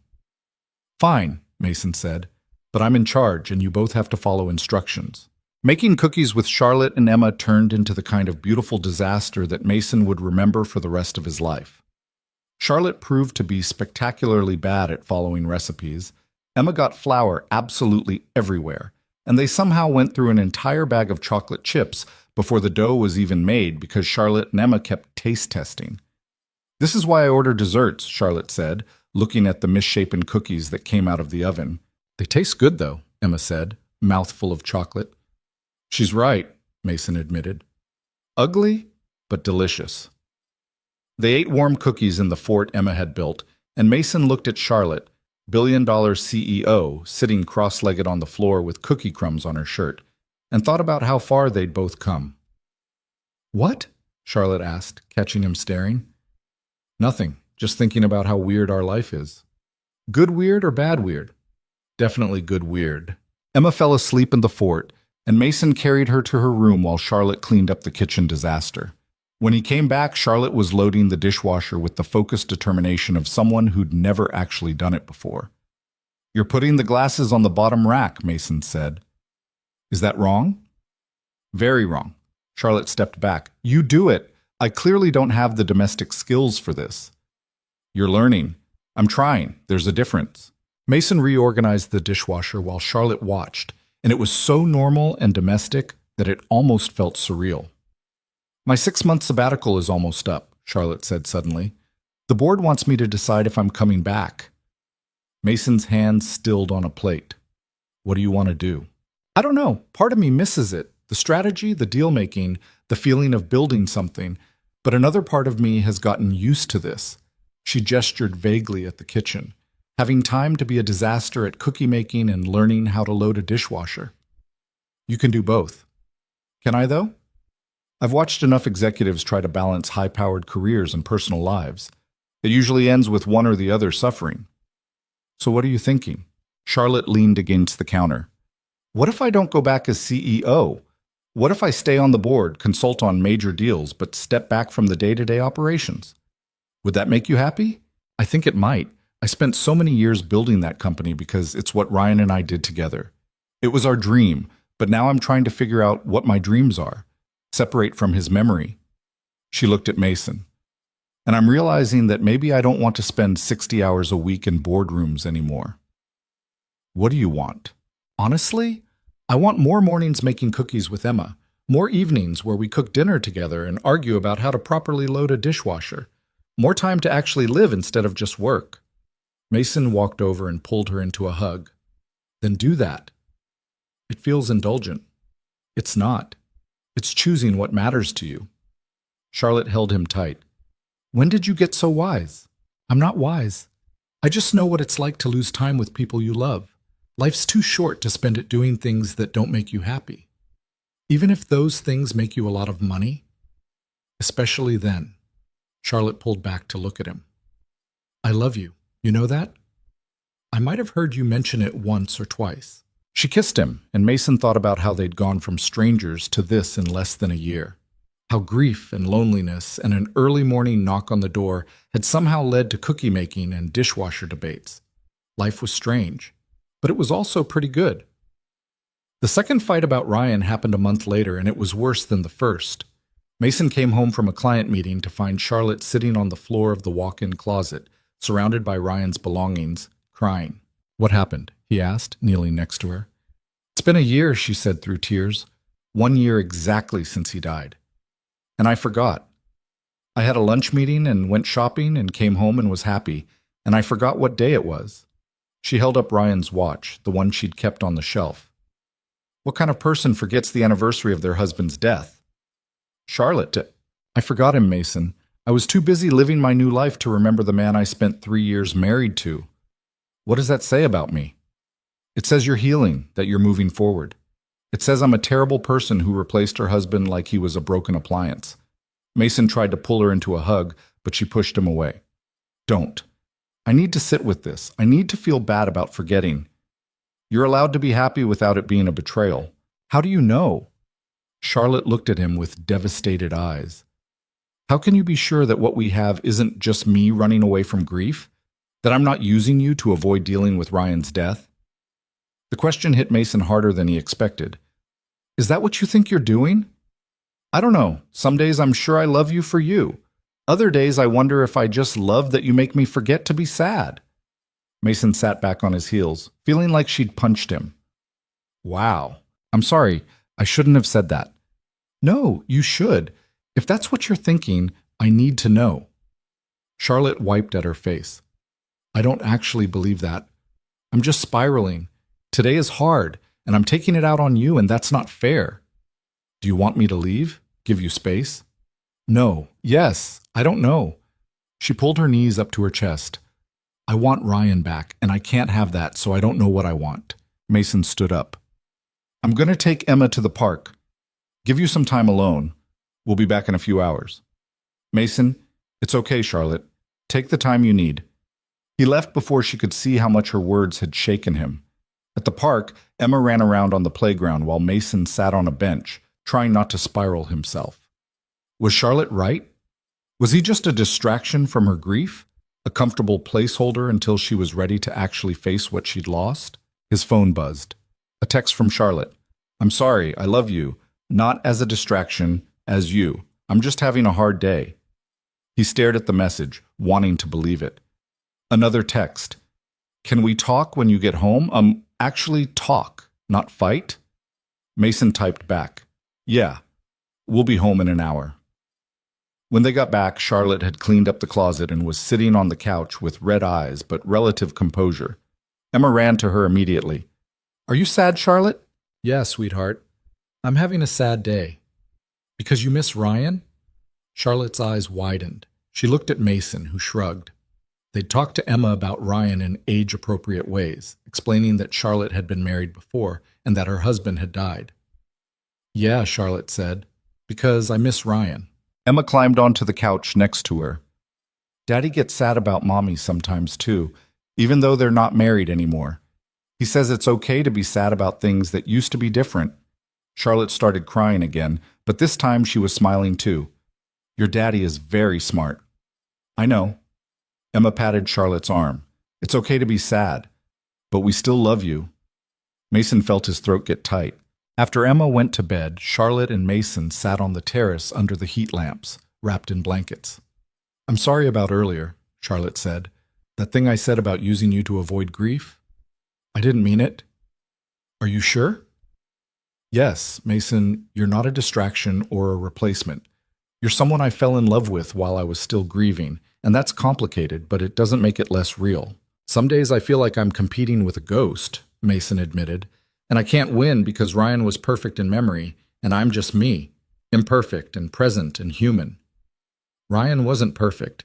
He left dirty socks everywhere and couldn't cook and had the organizational skills of a tornado. Charlotte smiled sadly. I've been romanticizing him in death in ways I never did when he was alive. That's not fair to his memory or to you. I don't need you to stop loving him. I know, but I need to love him accurately, not this idealized version that makes you feel like you can't measure up. She took Mason's hand. You're not competing with Ryan. You're building something different with me, something that's ours. Even on the hard days, especially on the hard days. They sat in silence for a while, and Mason thought about how love after loss was messy and complicated and nothing like the movies made it seem. Dr. Chen is going to have a field day with this session, Charlotte said eventually. Mason laughed, despite himself. Oh yeah, we're giving her great material. We're probably paying for her next vacation. Worth it if it keeps us from killing each other. Charlotte leaned against him. I do love you, you know. On sad days and happy days and all the complicated in-between days. I love you too, Mason said, even when you're a mess. Especially when I'm a mess? Especially then. The proposal from Charlotte's company came in October, 8 months after Mason had moved into the penthouse, and a year and a half since Ryan's death. The interim CEO was ready to step down, and the board wanted Charlotte back full-time. Not just as a consultant or board member, but as the actual CEO running day-to-day operations. The offer included a significant raise, expanded equity, and basically carte blanche to run the company however she wanted. Mason found her on the terrace, staring at the contract on her tablet, a glass of wine untouched beside her. Big decision? He asked, sitting down next to her. The biggest? Charlotte set down the tablet. They want an answer by Friday. What does your gut say? My gut says I don't miss it as much as I thought I would. The strategy session? Sure. The deal-making? Absolutely. But the politics, the constant pressure, the feeling that every decision I make gets analyzed by hundreds of people. She shook her head. I don't miss that at all. So tell them no. It's not that simple. This company was Ryan's and my dream. Walking away from it completely feels like abandoning what we built together. Mason was quiet for a moment, choosing his words carefully. Can I say something that might be hard to hear? Always. Ryan's gone. And I know you loved what you built together, but Charlotte, you're allowed to want different things now. You're allowed to let go of dreams that don't fit your life anymore. Charlotte's eyes filled with tears. What if letting go means forgetting him? It doesn't. Letting go of the company doesn't erase 3 years of marriage or everything you accomplished together. It just means you're choosing what makes you happy now instead of what made you happy then.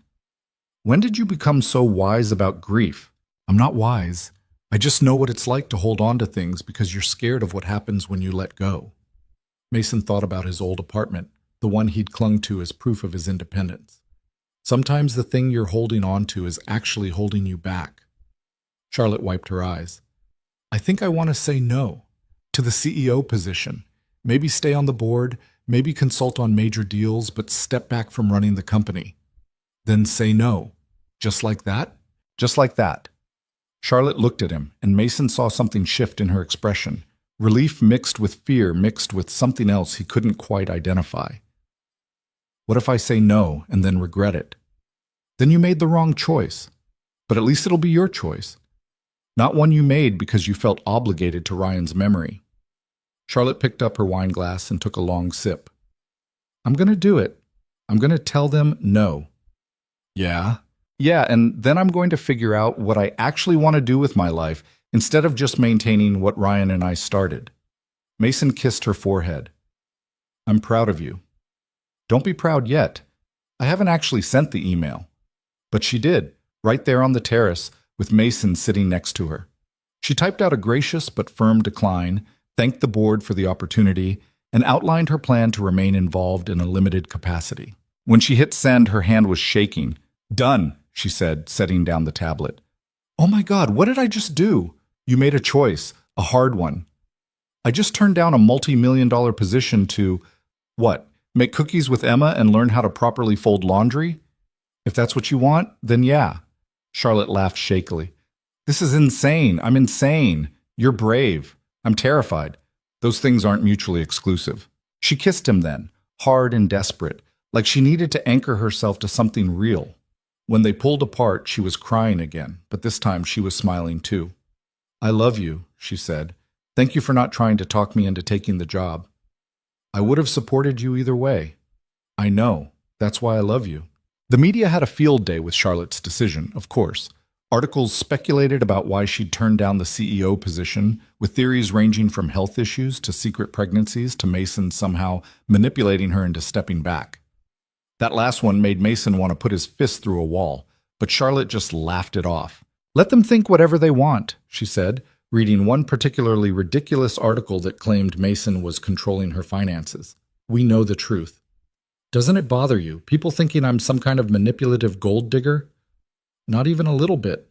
The people whose opinions actually matter know better.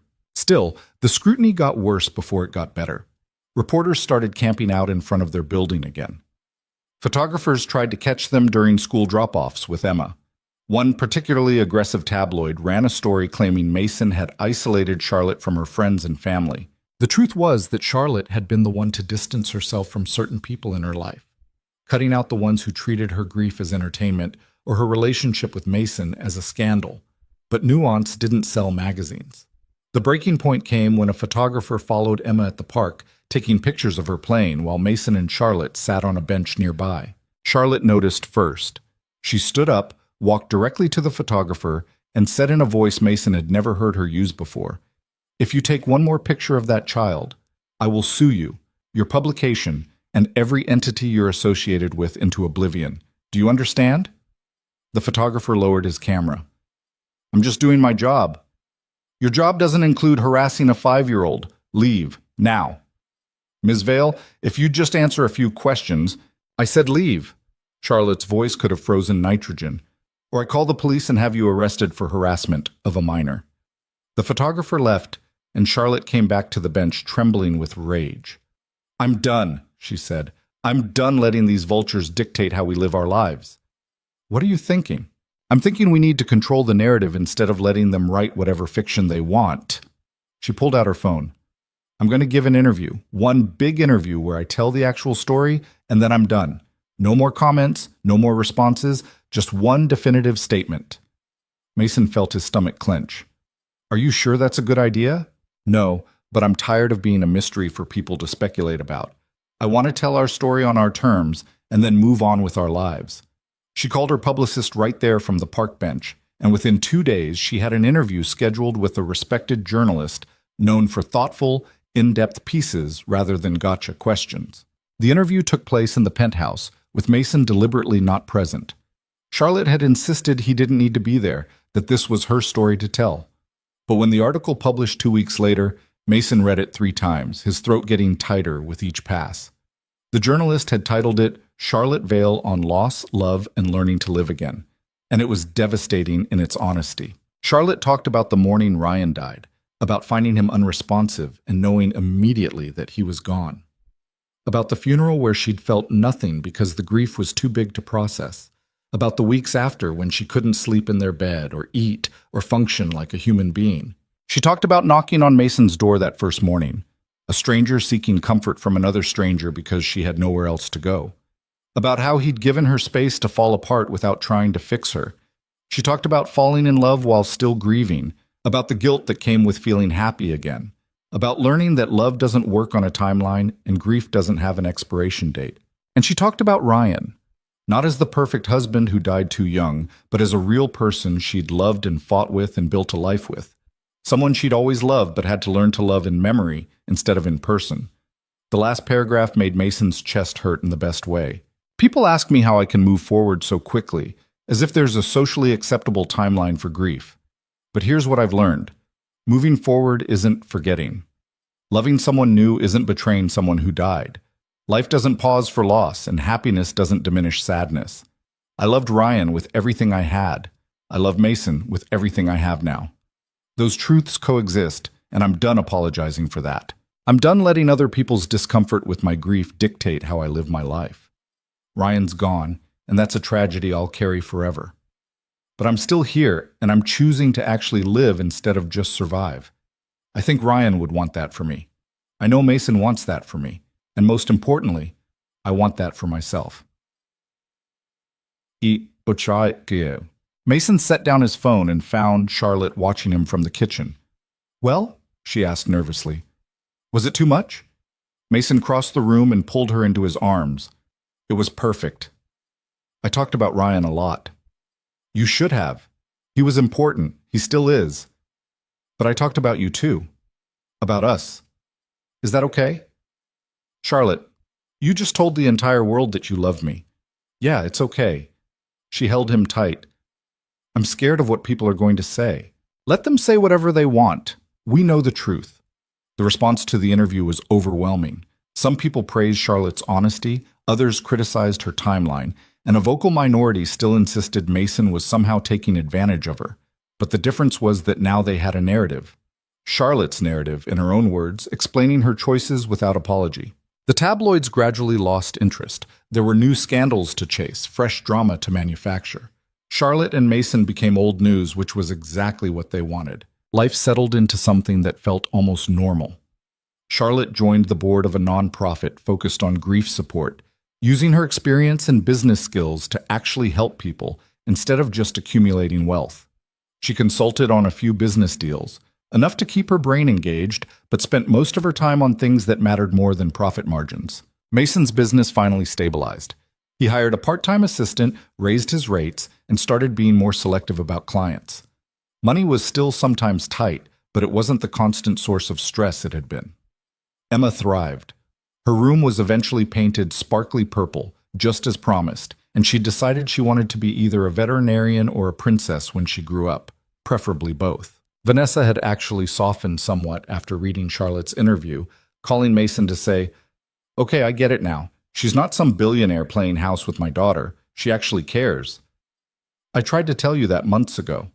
Yeah, well, I'm stubborn and protective. But I can see Emma's happy, so good, that's good." It wasn't exactly a ringing endorsement, but it was progress. Mason and Charlotte kept going to therapy, even when things were good, because Dr. Chen had taught them that maintenance was easier than repair.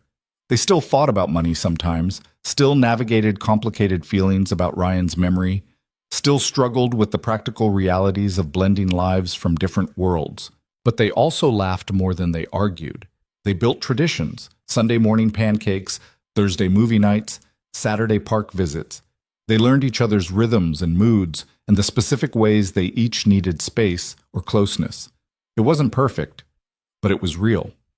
The conversation about marriage came up on a random Tuesday in March, nearly 2 years after that first knock on Mason's door. They were washing dishes together, Charlotte washing, Mason drying, both of them comfortable in the routine.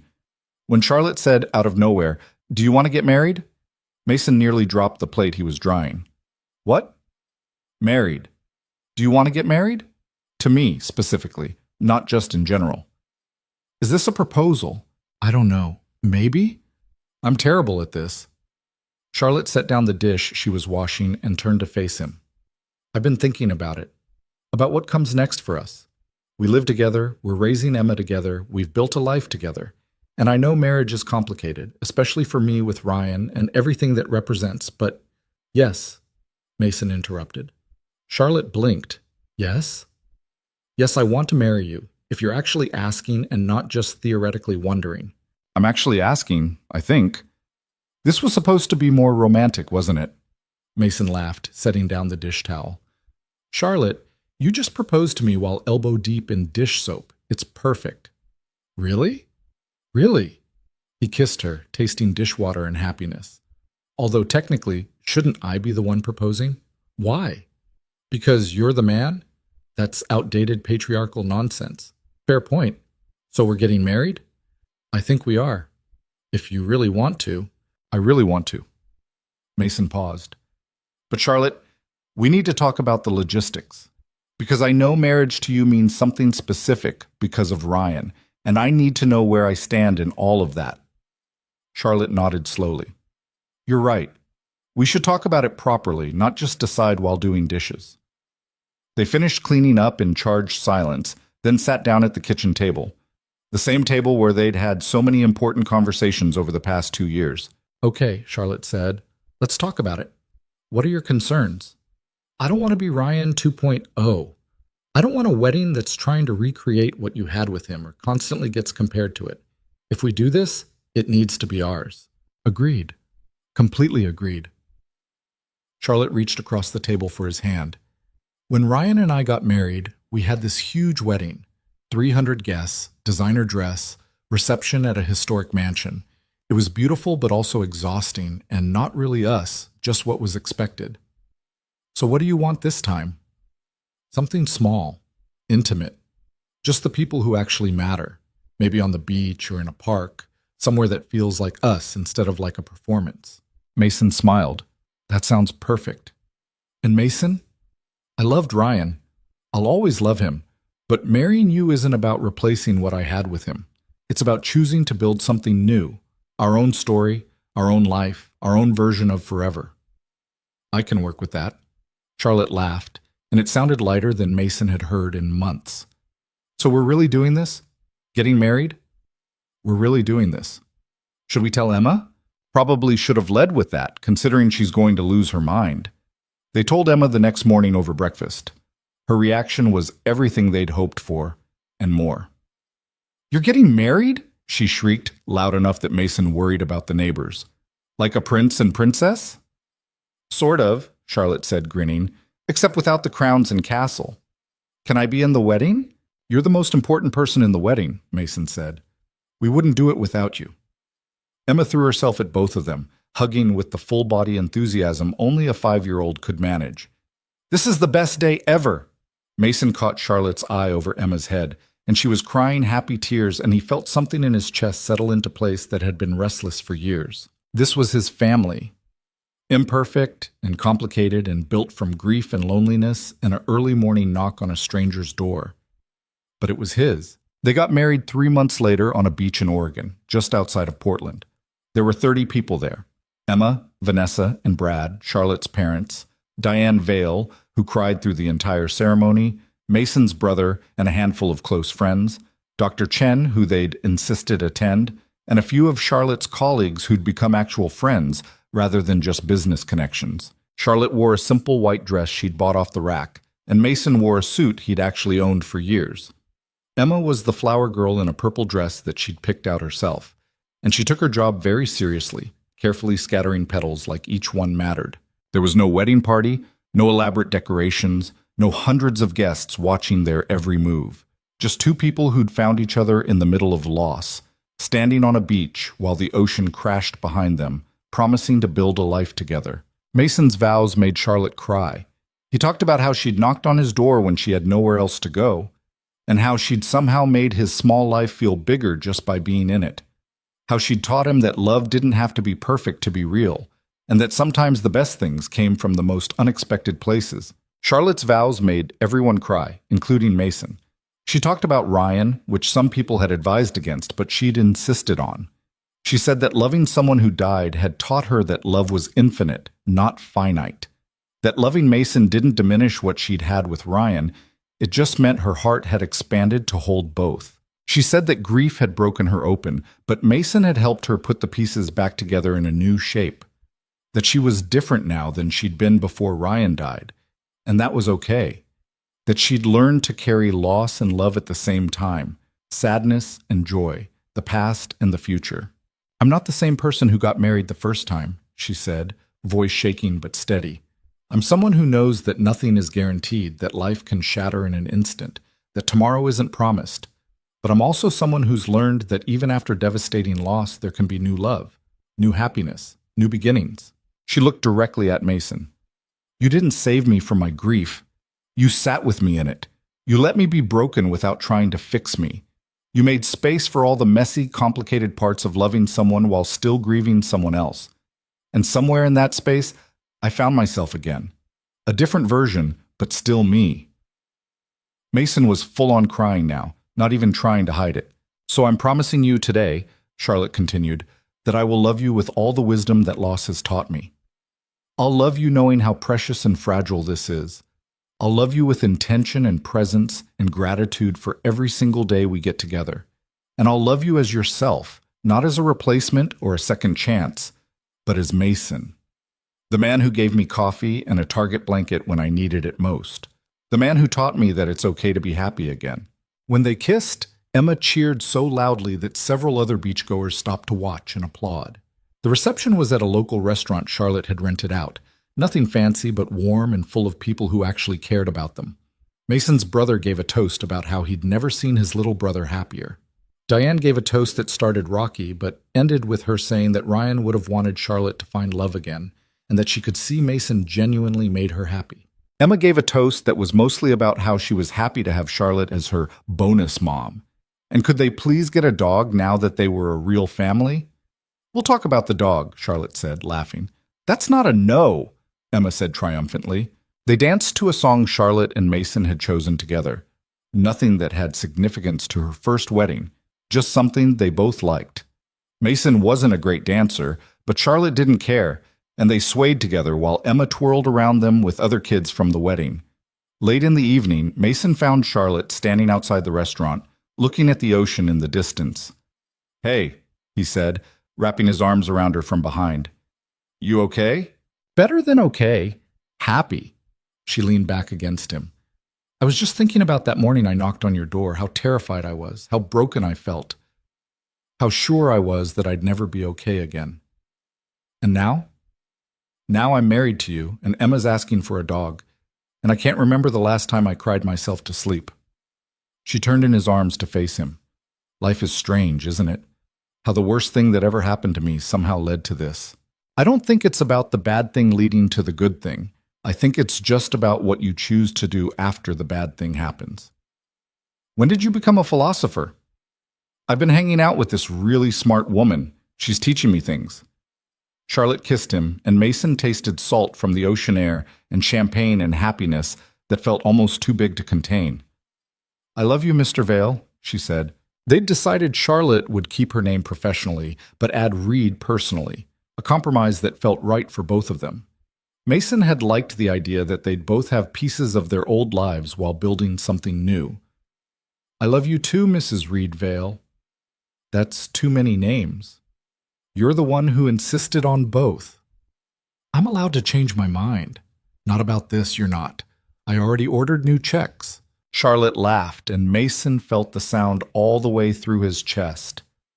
They went back inside to their wedding reception, to Emma showing off her dance moves to anyone who'd watch, to friends and family celebrating not just their marriage, but the fact that both of them had survived loss and found each other on the other side. Life hadn't been smooth, it hadn't been easy, and it probably wouldn't be either of those things going forward. But it was theirs. 6 months after the wedding, Charlotte came home with a surprise that made Emma scream with joy, and Mason pretend to be more reluctant than he actually was. "Absolutely not," he said, looking at the puppy Charlotte was holding. "We talked about this. We agreed to wait." "We talked about it. I don't remember agreeing." Charlotte held up the small golden retriever puppy. "His name is Pancake, and he's ours now." Emma was already on the floor, letting Pancake lick her face. "Daddy, we have to keep him. Look how cute he is." "This is an ambush," Mason said, but he was already kneeling down to pet the dog. "This is love," Charlotte corrected, "and family, and the next chapter of our increasingly chaotic life." Pancake promptly peed on the floor, and Emma thought it was hilarious, and Charlotte looked horrified because she clearly hadn't thought through the puppy logistics, and Mason started laughing so hard he couldn't stop. "We're going to regret this," he said. "Probably," Charlotte agreed, "but we'll regret it together." And that became their thing. Whatever came next, good or bad, planned or spontaneous, sensible or completely ridiculous, they'd face it together. Emma started first grade and announced she wanted to be a scientist now. Actually, not a veterinarian princess. Charlotte launched her nonprofit into national prominence, channeling her business skills into something that actually helped people process grief. Mason's design business grew enough that he hired 2 full-time employees and moved into actual office space. They fought about whose turn it was to walk Pancake, about Emma's bedtime, about whether Mason's stress baking at 2 a.m. was therapeutic or problematic. They went to therapy when things got hard, and sometimes just because they wanted to check in. They celebrated anniversaries and mourned losses, and navigated the complicated reality of a blended life that had been built from broken pieces. On the 2nd anniversary of Ryan's death, Charlotte woke up sad but not devastated. She went to the cemetery alone that morning, something she needed to do without Mason, and she sat by Ryan's grave and talked to him. She told him about the nonprofit, about how she was using her business degree to help other people survive what she'd survived. She told him about Mason and Emma and Pancake, about the life she'd built in the ruins of what they'd had together. "I hope you'd be happy for me," she said to the headstone. "I think you would be. You always said life was too short to waste being miserable." She placed flowers on the grave, his favorite, the one she brought every year, and sat in silence for a while. When she got home, Mason was making pancakes while Emma tried to teach Pancake to sit. It was loud and messy and nothing like the quiet, polished life she'd had before. It was perfect. "How are you doing?" Mason asked when she came into the kitchen. "Okay. Sad, but okay." She kissed him. "Thank you for not coming with me. You needed to go alone, I get it. But I'm glad to come home to you." They ate breakfast together, the 4 of them, 5 if you counted Pancake begging under the table, and Charlotte felt the particular ache of loving someone who was gone alongside the warmth of loving someone who was here. Both things were true. Both things could coexist.